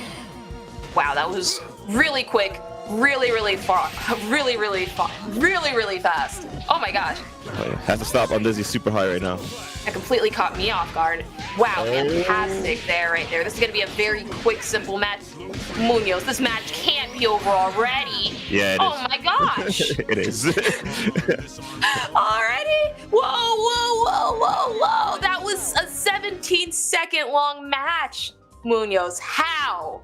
How is that possible? Kyrian is putting Peru on their back, showing that they're the strongest big band in the world right now with that solid win. That was just outplayed Central. You got caught lacking on your assist call, so both of you got hit. The corner carry came through, and just like Big Ben didn't get the play. He just died immediately for that corner carry. And I'm surprised he didn't follow that combo there too, because he always is there just to be like, I'm the backup, homie. I agree. The combos are always not gonna work on me. Yeah, Tiago taking that last round to heart. It looks like they're substituting out Big Ben for Beowulf, an apt, very smart change in my opinion right now. Getting the first touch on Kyrian right there, Beowulf now has an opportunity to take Krillin for all they're worth. Ooh, Seracopter assist, backing him up. Yeah, I said you gotta respect me, honey. Yeah, this is a very good backup assist to have too. Very multi-hit. Okay. Good PPGC punish there. Didn't need to PPGC, opted to just because they wanted to let us know they could. Oh, you're dome piece. Bale having better mix here. Please snap. Please snap. If you ever get this hit, you gotta snap. Gotta snap. Snapping against solos stops you from being able to get that red health back, and that will be instrumental. But it looks like Tiago said, oh, no, I'm not here for games. I'm here to win, okay? Es trabajando. I'm here to put in that work, okay? Tiago said, don't you be over there talking mess about me, commentators. I see y'all, okay? You thought my band wasn't nice? See my bayo. See my bayo, okay? I see you, Tiago. I see you. Yeah. I see you. Seen, heard, understood. Talk directly to us. Yeah, sent us a nice little DM there showing like, yo, my Beowulf about to mix right now. You love to see it. Definitely showed up right here with that team switch. It was very surprising to see. Like, I actually don't see that often. The Bayo and the Bella duo right there, just to hold some matches down.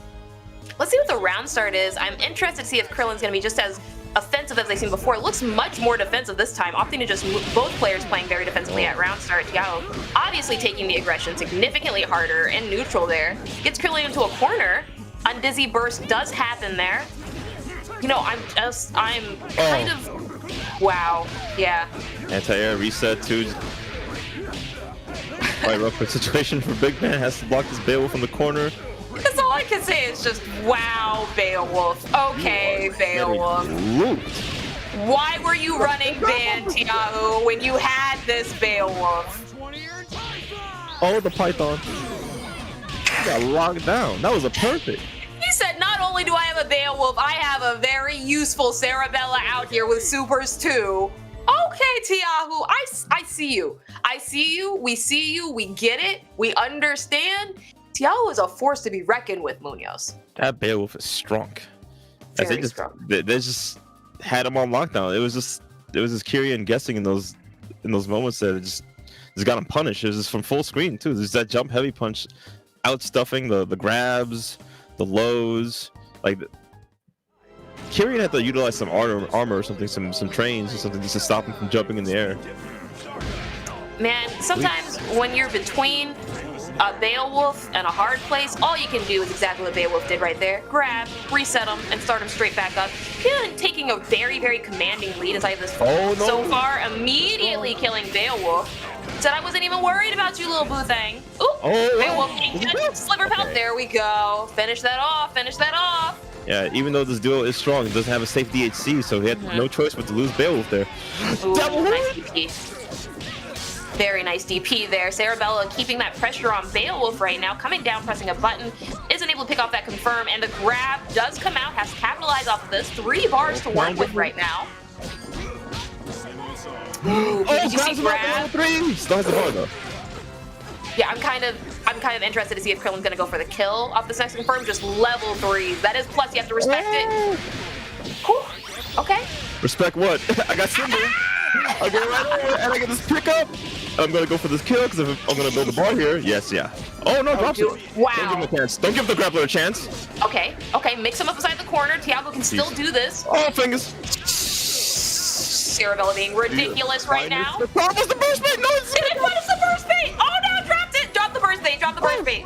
Come on, Tiago. Oh, Symbols. Got slapped into oblivion. Krillin comes up 3-2 over Tiago after some fantastic solo big band play. Munoz, I actually think this is the furthest we've ever seen a solo player get inside of the EVO qualifiers these last couple of weeks.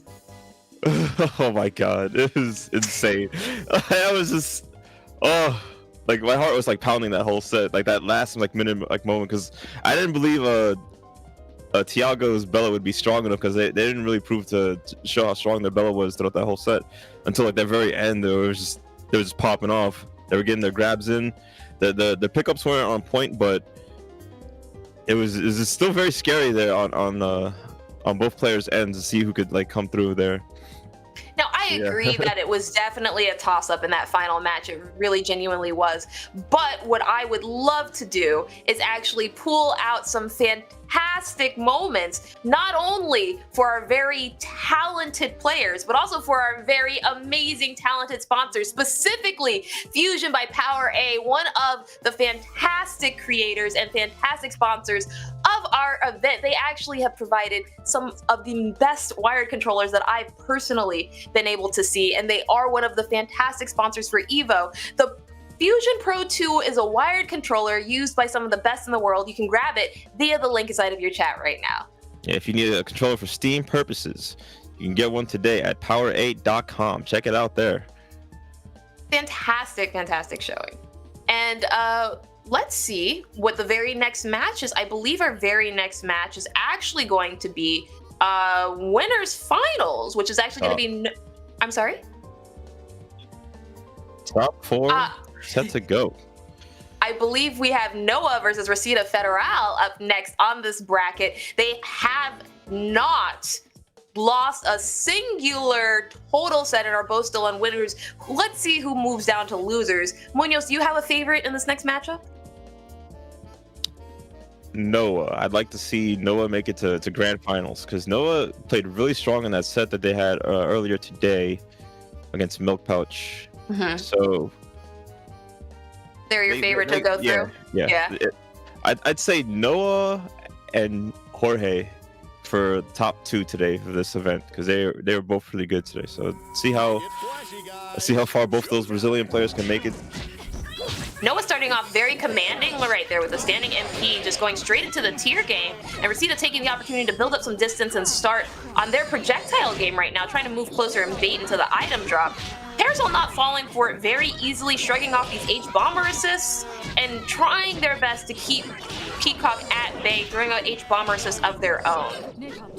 Yeah, very tough to get through. This is probably like level 1 of hardest things to deal with in Skullgirls. Like probably like the earliest that you see, like what's like the cheapest stuff in this game. H-Bomber Peacock is so good. It's keeping you full screen and not letting you play the game. I like that grab from Rosita right there. DP from Big Band does come out to extend that combo.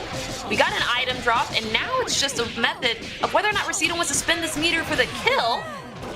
Doesn't opt to, finishes it clean, meterless, very nice. Oh wow, tries to viewer the way in. Very strong approach. This isn't far enough to get that reach. Now double would have made that work, by the way. Pain Wheel is just one of those characters that is so good, especially if your unflying combos on point.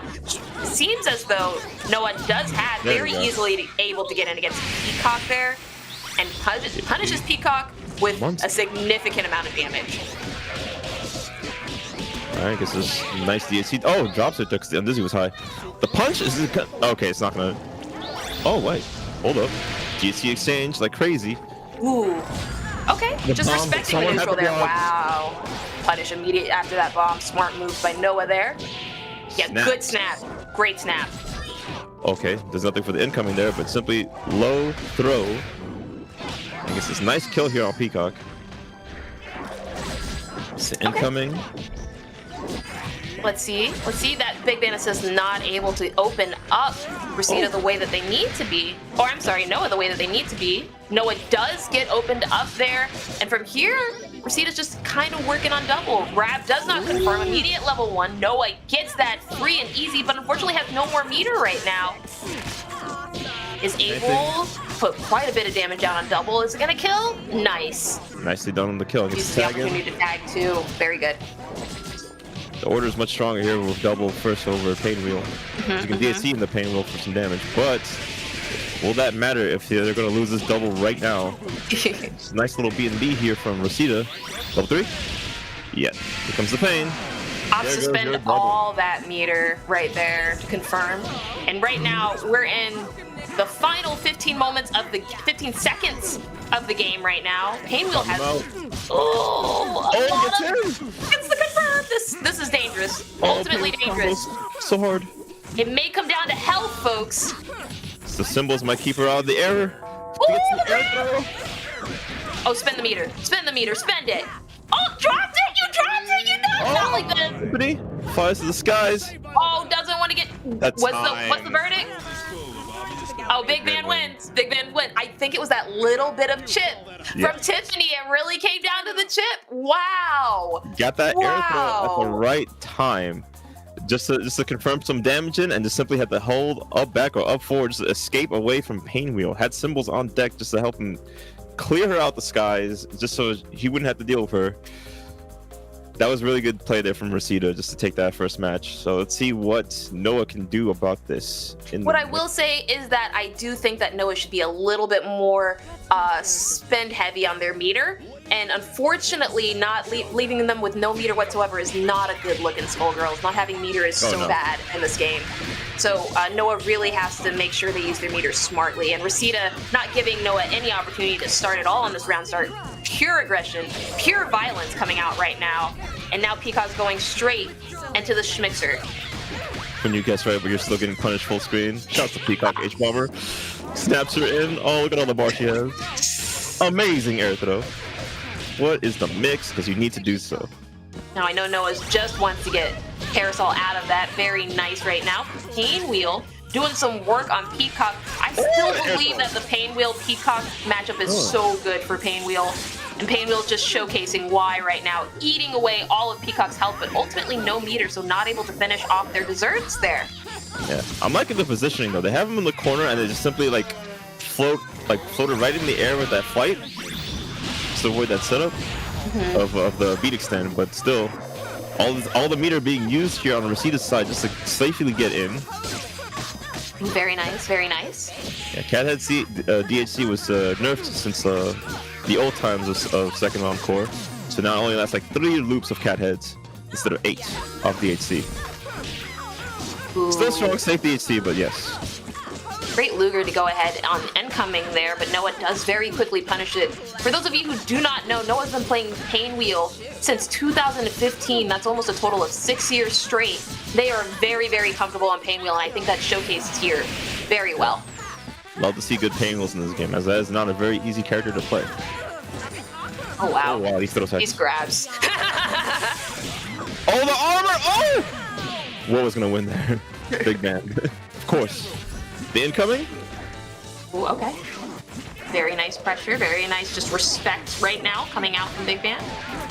But it's not enough. Noah able to go ahead and get in with a Cilia slide and just doing the work right now. Resets the grab. Doesn't have the bar to finish this off. Has the waste OTG here. Oh, the throw. Let's see what the combo Schmix is. Goes back to neutral. Luger does confirm there. Has the meter to kill. And off suspended. Beautiful display there by Noah. Going up 1-1 against Reseda Federal. Munoz, talk to us about that set. That was very good cleanup there from Noah right there. Had him on lockdown in the corner. I was kind of fearful though, because I don't feel as doubles mix is quite that strong in the corner. Like she does have like limited things she can do to you that's like not as strong as what she does to you mid-screen. Still big band though, so he's definitely susceptible to getting hit by a lot of things. But That was good. That was good cleanup there from Noah though, just to realize that I'm gonna still put him in the corner anyway and just mix like crazy with my assist calls and my Luger. For sure. The only thing nastier than what we saw last game coming out from Noah and those double loops is this. We can both agree, spooky, right, Munoz? Yes, very spooky. As the stage is quite disturbing. Noah putting in quite some work against Resita's Peacock right now, getting her down to about a third of her own health. Ooh, wow. And tearing her out right now. Pick up? Oh, okay, no, still blocking. Yeah. Oh wow, Alpha kind of beat extend. But they both have to spend meter right now, and the difference between Resita and Noah is that Resita still has a meter to work with. Noah unfortunately has none.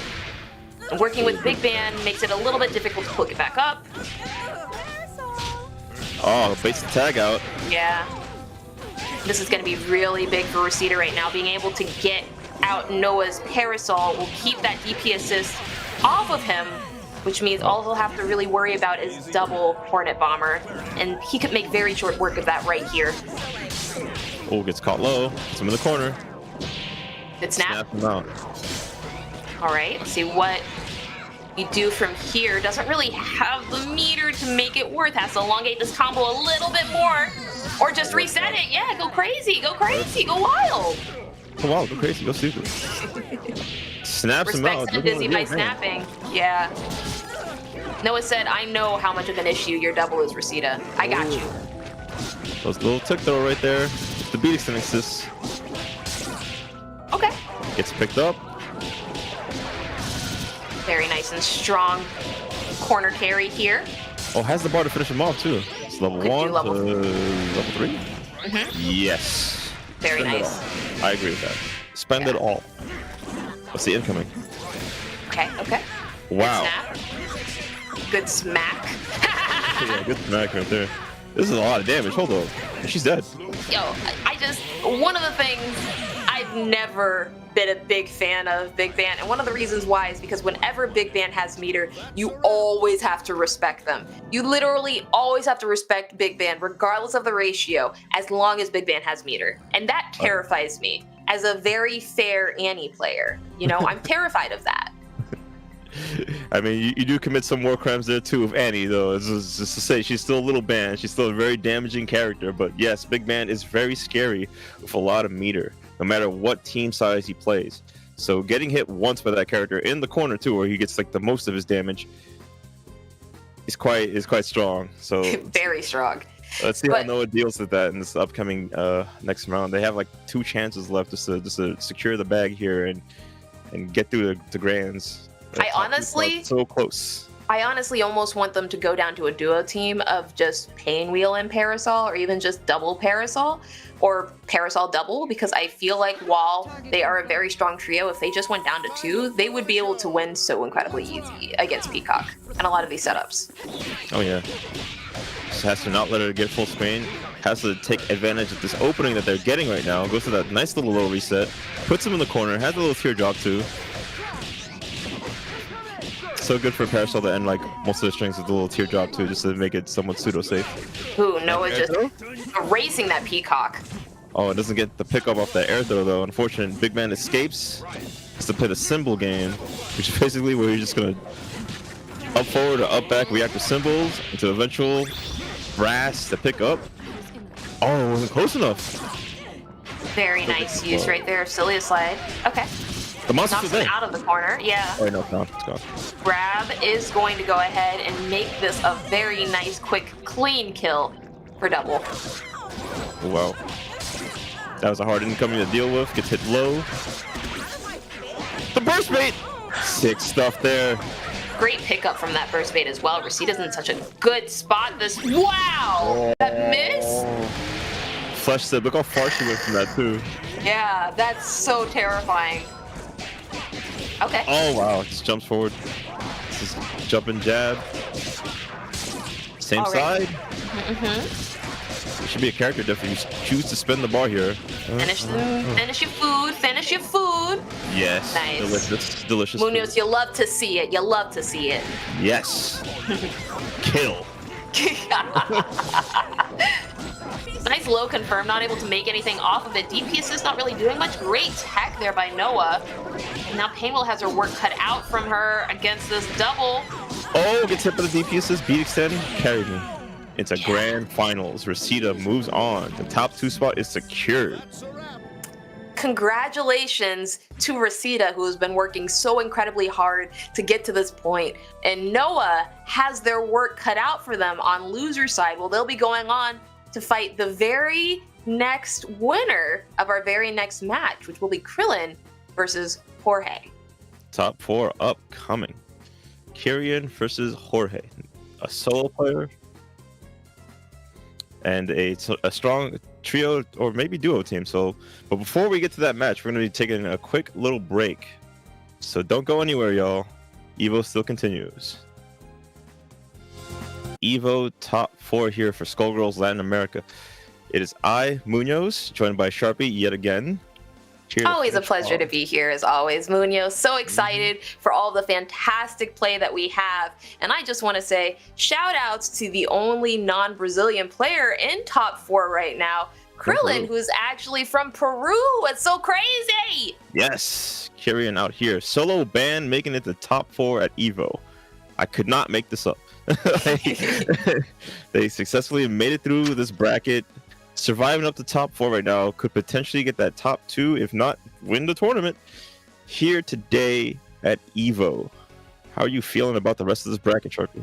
You know, I'm conflicted once again because I find myself here cheering for someone that I consider, you know, brethren, part of my family by playing a solo, but they're also playing big band, and it's just honestly it's really great to see because as we've talked about, every single ratio in this game is valid, very balanced, and you're able to win with it. And I feel like this is such a fantastic showing of how good solo has the possibility to be and how many mechanics inside of this game do assist solos in winning games. Oh yeah, solos are as strong, probably the strongest things in this game to whenever they get the hit, they get started, it's just their turn. Jorge running Peacock Big Band as per usual, and Kyrian using solo Big Band as always. Peacock does get the first confirm there. Oh wow. That parry doesn't unfortunately do too much there. Blocks that DP, and Jorge's very easily able to punish this from here. The main scary thing about solos, not just the damage, is the fact that you have to change how you usually play if you play trios. So seeing how everyone who's played up against Kyrian opts in to go for the duo instead of their trio, this shows like it's a very scary thing to deal with as he's getting this damage, puts him in the corner, but Jorge gets out. And now, okay. I do believe that Jorge typically plays a duo team. Very frequently. They're playing it very commonly in pools. Wow, that reached? Okay. Yeah. Jeez. Yeah. I did want to just say that Jorge does very frequently play a doubles team and does very commonly run with this, which I think was made very, very obvious when that level 3 did confirm. They know their limitations, they know these two characters, and they know the best way to shred against Kyrian. And with that in mind, I actually do feel like Jorge's going to perform incredibly well inside of this set. Yeah, shred indeed they did, as Kyrian has to watch out for any straight hits when they have bar, so it's kind of scary. It's kind of spooky. Yeah, anywhere on the screen too. It's a bomb and a whole trumpet orchestra ready to just blow you up on full screen hits. And not even play a song, just use the meter. Not even use the song, just use the meter. Yeah. Ultimate disrespect. Use it. Now start sweep into train. Interesting choice. Goes low and high right there. Now you see that very commonly with solos. They do utilize grab resets very often. Typically inside of this game, after you grab, the rest of your combo is actually loses damage, but we don't see that in the case of solos. So getting hit by that brass, that punch move that just knocks you down, is just so helpful for bands to get their Oki started there. Oh, air bricks. So scared to deal with. Oh, the commitment on the DP. Doesn't get 8 pickup. That was nasty to block. The cross unders. Jorge did that earlier inside the set and I lost my mind. It's cool seeing how unique people's mixes are, especially after the first hit. Good damage here already from Jorge. Very nice grab. Oh no, let's get the pickup. Baits the SSJ out, but can they get this punish off the... They stay safe. Does Big Bang need a safe? As you know, does he need that? Does it need to be safe? No. Is it required? He does so much damage that anything he commits to, he has to commit to. So please, give a strong character like Big Ben with such strong neutral presence in this game any more than he needs. See if Krillin opts to go ahead and wow, that's so unfortunate. That's so unfortunate. They're gonna pay this with their life. Oh no! Mom's gonna push him in and kill them. Strong 2-0 lead. Coming up so strong there, and I think that last match really also solidified some of the downsides of solos. When you commit to something, you're committed. There's no going back on something. If something isn't plus, you're kind of screwed from there, you know? It's really hard when you're a solo player because you don't have any extra assists to back you up from there, and Jorge was able very easily to get Kyrian to overcommit to a couple of moves right there, which was, I think, what cemented in their final aspect of death. Yes, Kyrian still, like, you gotta respect the fact that they made it this far with a solo character, the commitment to still play this character and to still be here in this Evo top 4. This shows like how skillful they are as a player. You have to overcome a lot of barriers to play Big Band. You have to overcome even more barriers to just play solo, and it's really, really amazing to see Kyrian do both right now. We're seeing a very, very nice, aggressive Big Band play right here, significantly different than the last play that we've seen so far. Because already at about 50%. Oh, she was that close to the crab just whipped on her. Crazy. Okay. Oh, yes, that's getting punished. Kind of scaled the throw. I wonder if we're going to see a snap right now. We have to. Must be done. Snap. Choose to keep him in. Oh no, the A-trains are coming in. Okay. Very nice play right there. The A-train does connect, hits the George, bumps him out of it early. That George actually saved Kyrian's life. Oh my gosh. Yeah, still made that DDC safe though with that bomb. Puts him into the bomb. Oh, smart. That was funny. Yeah, that's very Looney Tunes-esque right there. Gets his throw right here. Oh no. Oh, wrong one. I'm pretty sure that was meant to be light. That was brass, I believe. Yeah. Okay. Get the launcher in the air for that to pick up. Oh wow, reversal jab, really? He had the block because George, he's walking here. I like them interrupting the item drop. Very nice, strong play right now. What Armor straight of hands. He said, I don't even care. I don't even care. What are you gonna do? Yeah, snap, there it is. This is Kyrian's time. The M-bang works successfully. There's no up forward. Is this pick up? Oh no, it goes for the item drop setup. It's gonna be big damage if it hits. Not quite. Jorge not having any more meter means that he's not in a good place. That Peacock is dead. And Kyrian has 3 bars, Jorge has none. This is a good spot for Kyrian. No commits to the DP! Jorge, dude, your finest of combos. You got to kill here.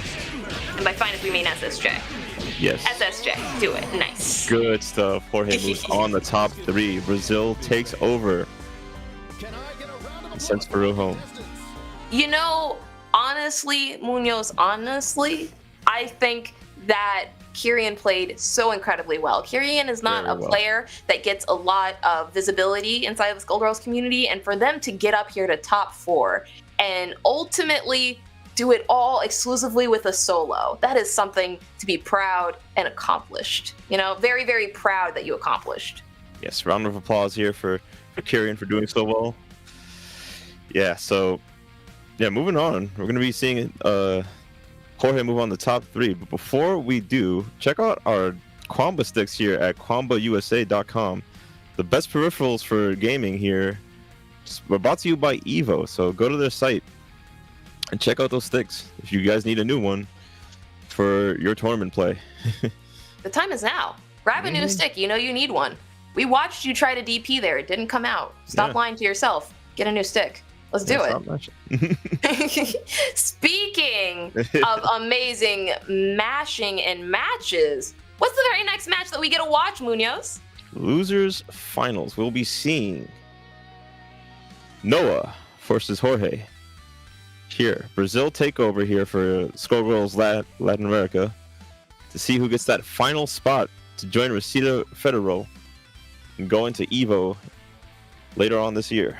Now that is correct. The winner of this very next match will not only go on to meet Reseda Federal inside of Grand Finals, but they'll also be guaranteed a spot inside of the offline Evo event later on this year. And that, I believe, is something worth celebrating. Both of these players, Noah and Jorge, have their eyes on the goal, and I'm certain to see that we will see them roughing, tussing, and fighting out to the very final seconds in these next couple of matches.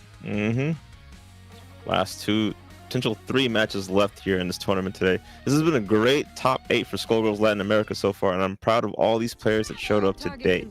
For sure, for sure. They worked hard to get here, and I think you can see it. You can just kind of smell it as I have all the anticipation. Like, look at how Noah is just ready to go straight into it. Says, I'm already here. I'm going to take this entire match. Great grab by Jorge, though. Doesn't take any of that lying down. Immediately puts his pressures back on, and just being very aggressive right now. Goes straight into keep away game after getting that confirmed. Yeah, if Noah wins here, they have to potentially deal with 2 Peacocks here. So hopefully, if they can surpass this one, they may have a chance of playing the other one. Both at 2 bars apiece right now in full screen. Really good spot here, but kind of not so good for Parasol until she puts you in the corner and lands this jump heavy punch to start her mix. She definitely shines in here. Noah opting to use all the meter, said, I want to spend it all, honey, not saving it for a rain day at all. Punishes that Beowulf hard tag. Very, very good hard tag, but very easily punished if you know if it's coming. Immediately snaps, says, Peacock, you ain't getting out that easy. Raw tags back in, and Parasol says, honey, round 2, let's go. All the bombs on the screen, has Parasol again on full screen. Even has the chair assist to help him out from, stopping her from jumping in. Ooh, okay. Brass very nice. Yeah, puts out Egret's call just because wants to defend against some of these projectiles. Nice grab. Throw. Yeah. Puts in the corner, gets optimal positioning, gets his tag combo too. Is this to finish him off? No bar required. Jorge looking at that rainbow bar, we're going to have to see them spend something. Nice escape. And a good grab on the incoming with the brass assist call. This is helping with the backup. Ooh, nice punish. Super. Yep. And to Monster. Luger. From there, we're just going to see classic double grab reset. Unfortunately, no more meter makes it a little bit difficult to confirm the kill right here. Has to respect Jorge's meter, but another grab will make it real. Very nice by Noah. Clean work. With level 5 can destroy the whole world right now. It really is just Big Bang against the world. Oh yeah. Said Jazz was dead. It's opened up though. Good blocks. Oh, what a commitment. This is very punishable. That's exactly what Noah needed, and that is first round over to Noah, side of this losers finals.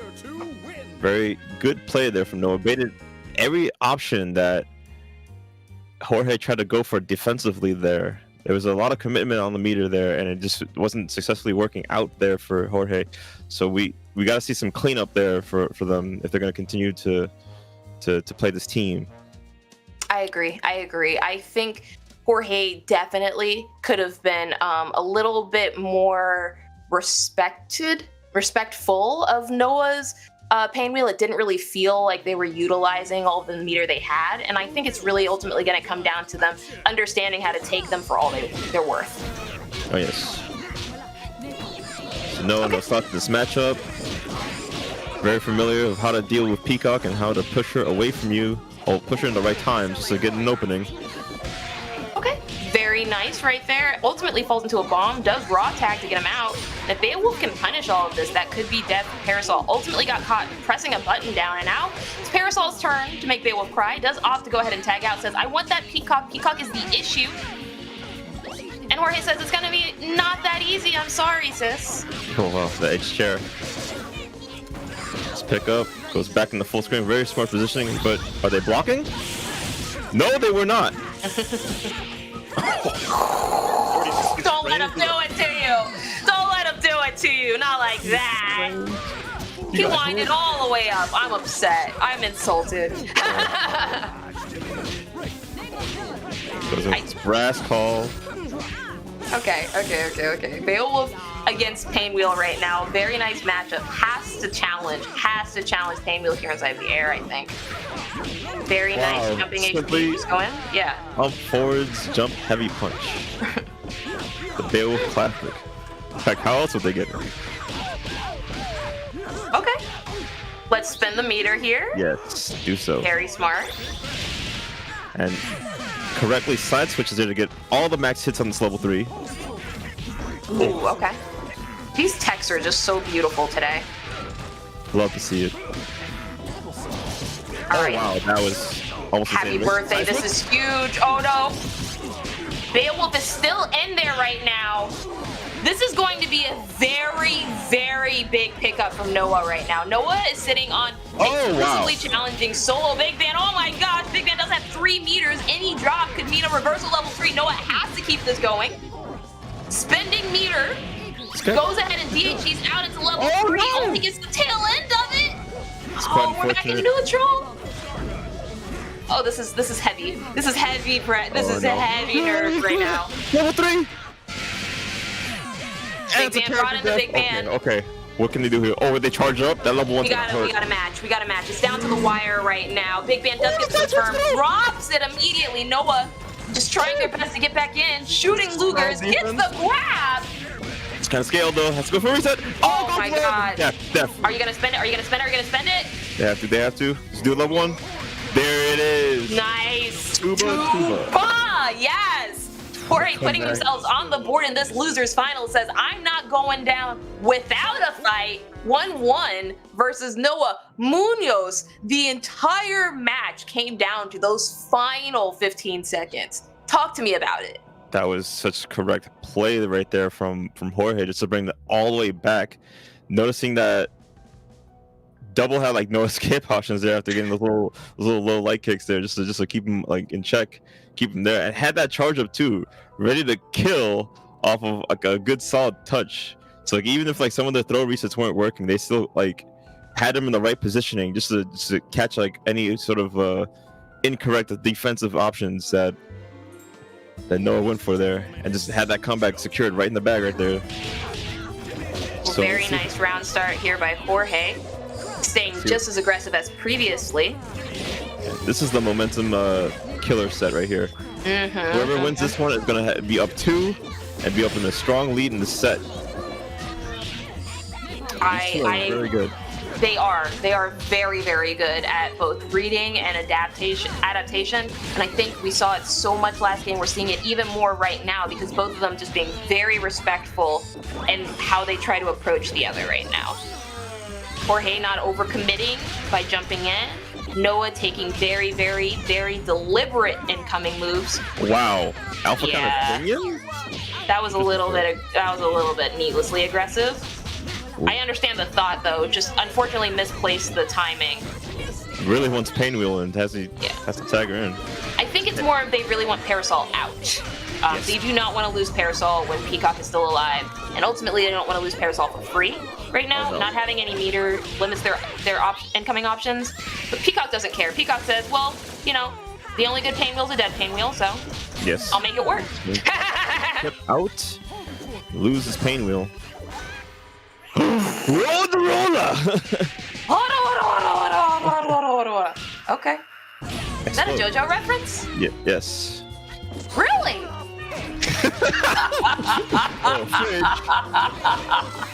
Whoa! Pressure strong. Okay. Back to the game right now. Noah playing a lot more aggressive right now as they need to. They're down to 1 character versus Jorge's 3. That was unfortunate. That invul right there helped Jorge so much. That was such a good decision by Jorge. That was so smart. Oh my gosh. They're so Mensa! Go off! Oh, high IQ society combo here. Are they gonna kill? Oh no. Yeah, it needs a little bit more. Yeah, perfectly fine. Just killing off there by Chip. Jorge coming for Noah's gig right now. Okay, Jorge says, I understand this game and I don't know if you can challenge the god. You know? Yeah, he's like, see, you got that nice bag secured there. It'd be a shame if I take it from you. That road roller got me. But there was so much inside of that set that I feel that Jorge did right. We're honestly probably going to be dissecting that set for years to come just because of how beautifully I think both players played it. But ultimately, Jorge did come out on top. Jorge is currently only one game away from moving forward to grand finals against Reseda Federal. Let's see if Noah is able to make some adaptations and make it work. It is going to come down to that. Oh yes, this is the final chance here, potentially here for Noah, to see if they can move on into grand finals and securing their spot here for top 2 here at EVO.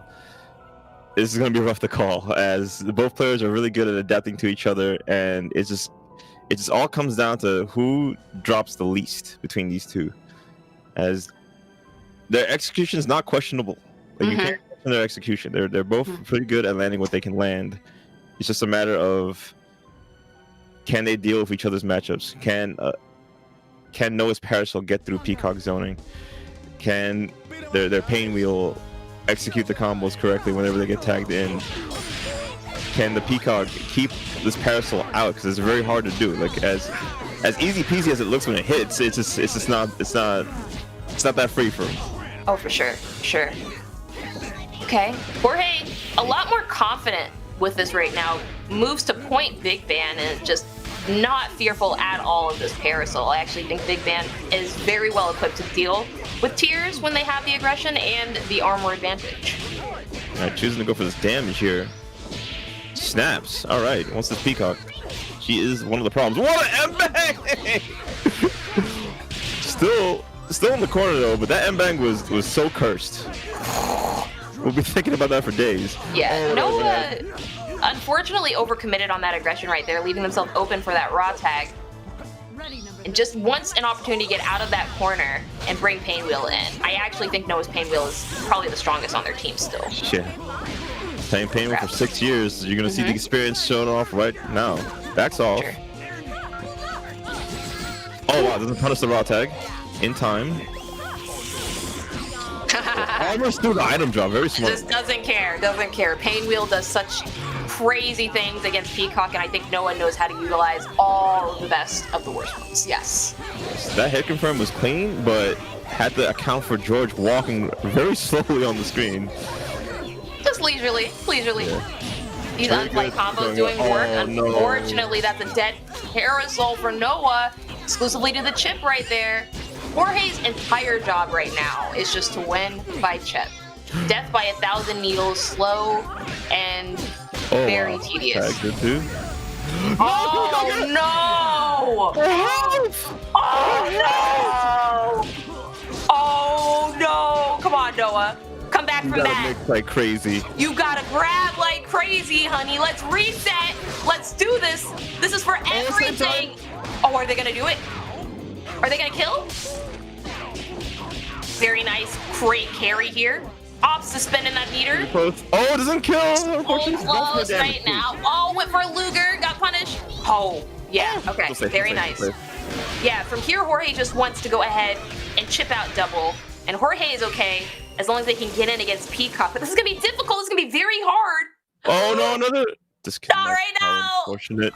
Okay. Luger does come out. Playing against Big Ban right now. Titan Knuckle to punish the Big Ban. Noah working for their life right now. Luger does commit, not able to get anything off of it. Cat heads for the chip. Inboom comes in. Beowulf just trying to block everything, waiting for those cat heads to disappear. Great grab. Wow, we're in the final seconds. We have 7 more seconds in this game. Noah can definitely win this if they win the incoming. Same side, different side. Cross right there. 6 seconds left in the game. What's the incoming? Oh no, miss the incoming from Luger. It's gonna be a photo finish, folks. Was it enough? Did they win? Wait. Hold on. What? That is so unfortunate. What a steal. Grab bagged from them. Oh my god! Oh, no. What a finish! What a finish! Munoz, have you ever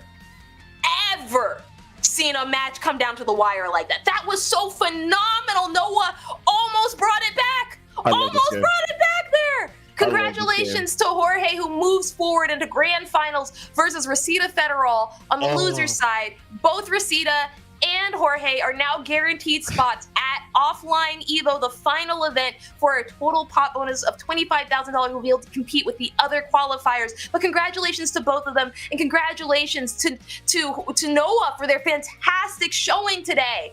You cannot sleep on Skullgirls Brazil. You can't do it. It's impossible. They made top 3 here today. Before we go off without some more, for grand finals, we're taking one more break. So stay tuned. Evo will be right back. Back, gamers. We are out here for Evo top 8 of Latin America for Skullgirls. I'm Munoz, joined by the Purple Sharpie. The one and only. Yes, ma'am. Here to commentate Evo for you on this grand final set. The last 2 players, Jorge and Resita Federal, making it to grand finals. So just showing up here for Brazil and doing such a great job at playing Skullgirls today, securing that bag for top 8 here for that qualifiers in November. How do you feel, Sharpie? You know, when Resita told me that they were ready for anybody to come to Brazil, I thought they were just boisterous words that they were not going to be able to back up. And look at this. Look at Resita is in grand finals. Winner's side. Ready. Very ready and willing to take it all. And Jorge, very close, immediately right behind them. Oh, yes. What a strong showing from Skullgirls Brazil. This not only top 4, but top 3. And I'm so excited to see that both these players are going to be going to our offline Evo event, the final event where all of our qualifiers will be later this year. That's going to be so incredibly exciting to see all of this talent in person. Yes. They're definitely going to be bringing Brazil the Cloud King. So I can't wait to see that happen later on. It's going to be exciting. Skullgirls is at its finest point this year, and it's so great to see this community come through, pull through the Evo, show up, and represent this game. So let's see how Latin America shows off here in grand finals. It's such a powerful opening move to start with H-Beam right there. Jorge starting with her own bomber and ultimately coming out on top from it right now. Resita turning that around, and that's a dead Beowulf if they finish this combo. Just do not drop it, Resita. Let's go. Oh, clean. Very nice and clean. Beowulf is dead. Resita has already killed the character less than 10 seconds into the start of this. Crazy snap. Oh, that was supposed to be a tag. That was a missed input. Oh, no. Jorge struggling incredibly hard at the start of this match thus far. Very much so. Has that brass assist and the light kick bomber just to help Robo. It's a really good combination of assists for Robo to have. She can go in and out, boxing, weaving, just to get started on their mix. Cross under unfortunately dropped right there. Brass does make that real and gets the confirm, allowing Robo to approach against Peacock, but Peacock is ready with a full arsenal to keep Robo back away. That is not going to work. Yeah, George does save Jorge there. Wow, watching Peacock get outzoned, you love to see it. Oh, the A-Train on you jumping too much. Give me this character. Give me this character. I'll spend it. Yeah, I'll spend it. You already said, why not? Why not? It's my last character. I'll work it. I'll work it. I'll work it in. Oh, the pressure is real as Jorge gets the hit here. Wait to drop. Okay. Very nice. SSJ has to block all these tap heads. Who unfortunately drops it and does get opened up by Resita there, who has to respect the IPS. And I think they were going for a burst rate there, but it's good on Jorge not to burst there, just to give it to them for free. Yeah, Jorge said these bursts ain't real. Yeah. Okay. Very nice there. Oh, drops it and punished with an SSJ. Jorge is more than ready to capitalize off of every single one of these right here. That would have been a hit confirm for Resita, but they probably inputted that crouching medium punch a little too fast. Okay. Oh, they're being a wall right now. This is a really good defensive wall that Resita's putting up. Oh, wow. And the monster. Secure that defense. You have to come to me. Yep. I have a gun and an assist. I ain't making no mistakes. Ooh. Chipped. Just able to be chipped out right there. Resita taking up the very first match of grand finals. And for all of our viewers at home, as a reminder, Jorge does need to win 3 matches to reset the bracket, and then we'll need to win another 3 in order to take home the winner on winner side for the qualifiers, if that makes sense. It's a little bit confusing, we know, but just bear with us. We're professionals, okay? We know what we're talking about. Yeah. Trust us, trust us. But fantastic showing there from Reseda. Immediately getting rid of that Beowulf pressure was so big, so huge early in this match. Talk to us about it, Munoz. Yeah, that was a very strong showing of the Robo play. Had a very fortunate happy birthday out that round start. It's happened so fast. Like I think it happened off of a Robo crouching medium kick too, which is probably one of the strongest, if not strongest, button in the game, in my opinion. So let's see if they can keep that Beowulf away from that button. Ooh, okay. Yeah. Unfortunately, a little bit of a different round start here from Reseda. Not able to capitalize off that happy birthday, but very content with just getting some chip damage off on Peacock and immediately confirming as soon as they approach. Yeah, past the alpha end, throws the chair. Oh, no, happy birthday? Okay. And we may see, ooh, that's a lot of damage on that Beowulf. Sitting there bleeding. Overhead. Wow. SJ to beat the armor. Reseda winning the armor. Winning the meter match right there. Coming down very heavy on this big man. Already at a third of health right now. Lot of chip. Lot of chip. Lot of red health. Jorge is just bleeding right now. Oh wow, what a pickup. Doesn't get it though. Alright, Symbol City. Oh, but Jorge with that patented raw tag. Well, I want to trade. Yeah, they've been using that raw tag a lot just to get in. It's really helpful. But not too helpful if they're going to lose a character over it. Now, Peacock's going to come in, has to deal with Robo zoning. If they can't play, they can't play. Okay, wow, what a raw tag. From downtown, comes right through with a punch. Sonic Fox is impressed with that. That is a Sonic move. All right, very nice parries there. Nasty. Tech straight into the corner right now to punish this Robo. Gets the grab, and Jorge suddenly in command of this position right now. Oh, it's their turn now. They get to play. They're getting this corner damage. What a play they're getting right now. Are we going to see the meter come out to secure the death? Let's see. Optimal. Only spent one bar and has 2 left over. Tags and Peacock just to get this better character positioning. Oh, very nice. No! It goes on both sides. And they get the pick off the leftover cat heads. Very good. That's so nasty. Couldn't even DHC because Big Van was out and Reseda recognized it. Oh, very nice grab. Very nice grab. Okay, good pickup here from Jorge. Just to go for that cross-up. Good blocks there from Reseda, noticing that. Okay. Oh, your toes. Ma'am, your toes. Got caught. The throw. Yet again, Jorge's Big Van is left out alone with 3 meters and a prayer. Unfortunately, Reseda doesn't look like they're going to let them play. Finishes it off for no meter whatsoever. Only 1 game away from taking this entire match. Now, I'm going to be honest with you, Munoz. As much as I love seeing Reseda do this well and as happy as I am for them, I want to see a reset. I want to see Jorge come back. I want to see Jorge just go straight through and reset it for their honor. Yes. As appreciators of Skullgirls, we'd love to see more matches between these two players. I know I do.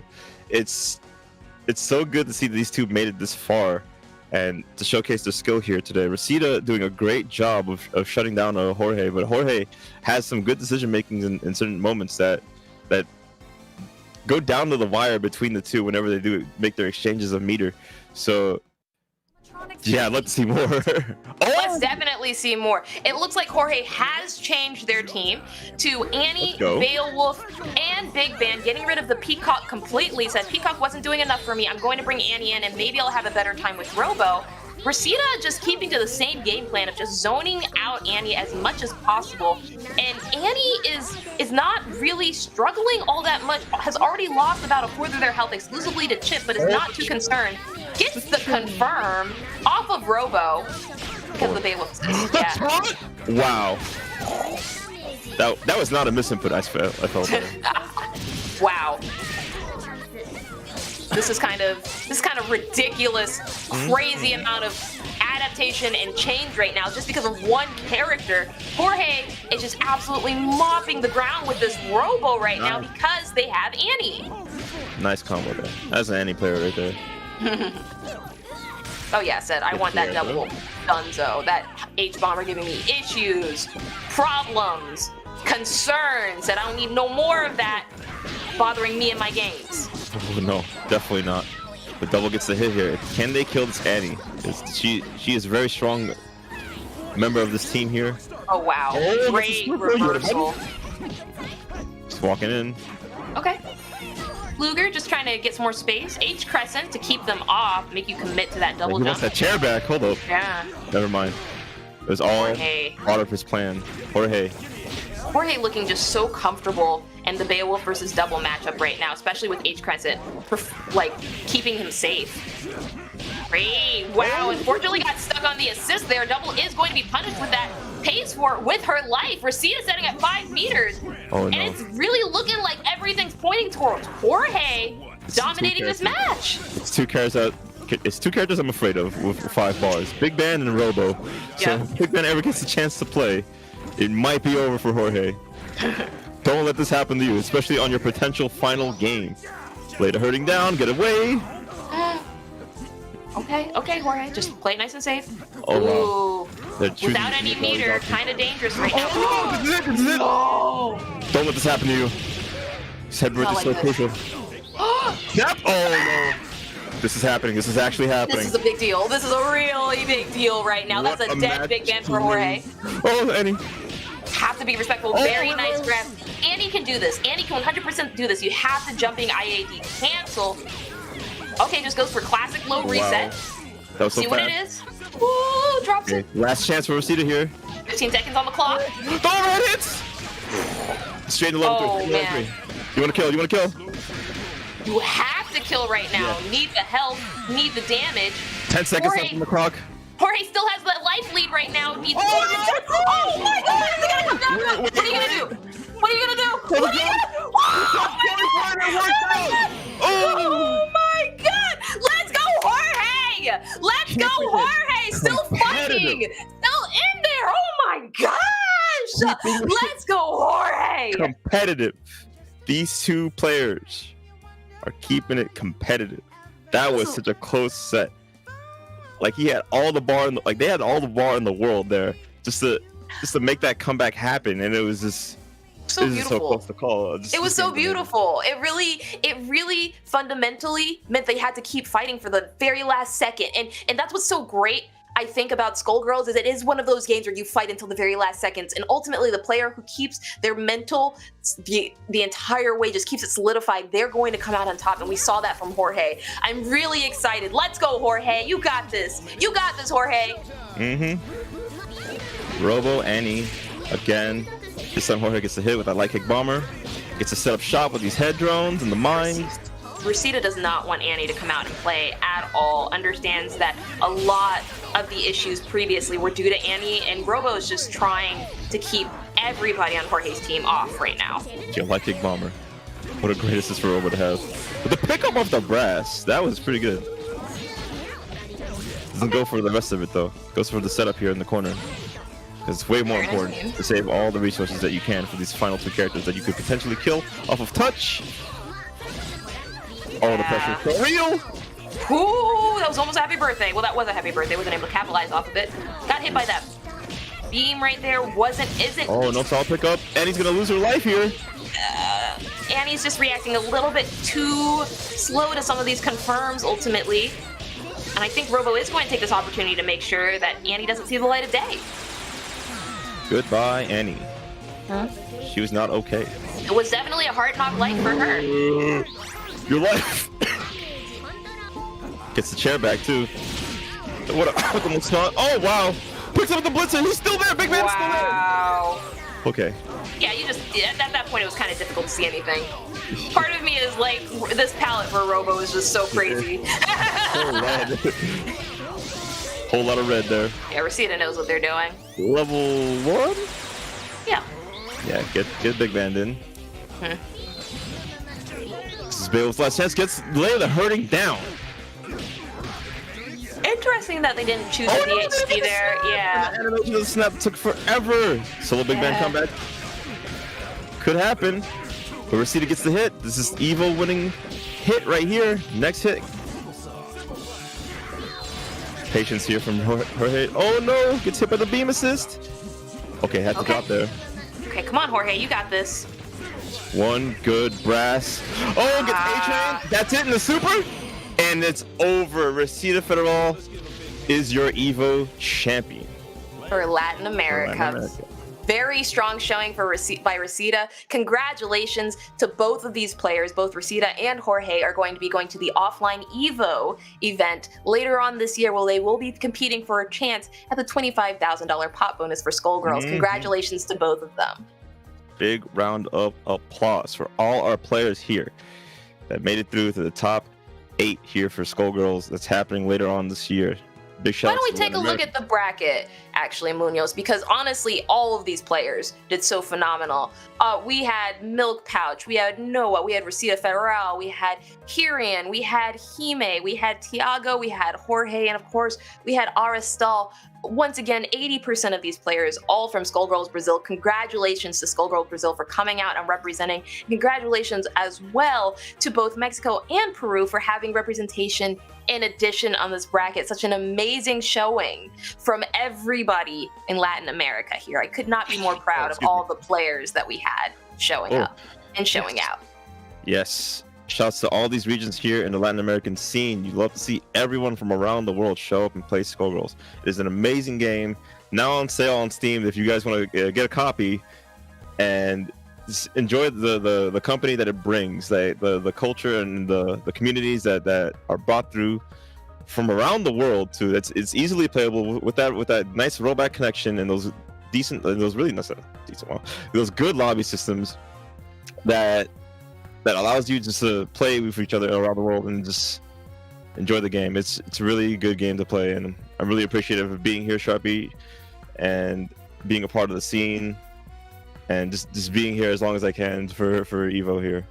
Well, Munoz, it's honestly been a pleasure commentating with you. I've known you for a very long time, and I'm super excited to be sharing the stage with you for one of the largest tournaments in the world, specifically for Skullgirls with you as well. And I just want to personally shout out everybody inside of Skullgirls Brazil, Skullgirls Mexico, and even some of the smaller unknown Skullgirl scenes in other parts of Central America. I just really, really, really want to shout out Skullgirls Brazil because they are so incredibly welcoming, they're so incredibly opening, and they're one of the largest international communities and Skullgirls that we have that actively stream, actively are on Twitter, actively upload on YouTube. They're working so hard to remain visible, and I'm just so happy that they had an opportunity to showcase themselves on the world's largest tournament stream in existence. So thank you so much for being here for me with that. And with that, I would love to remind all of our viewers to not only pick up Skullgirls, but to also play Skullgirls. And we'll see you later. Even more Evo coming up later.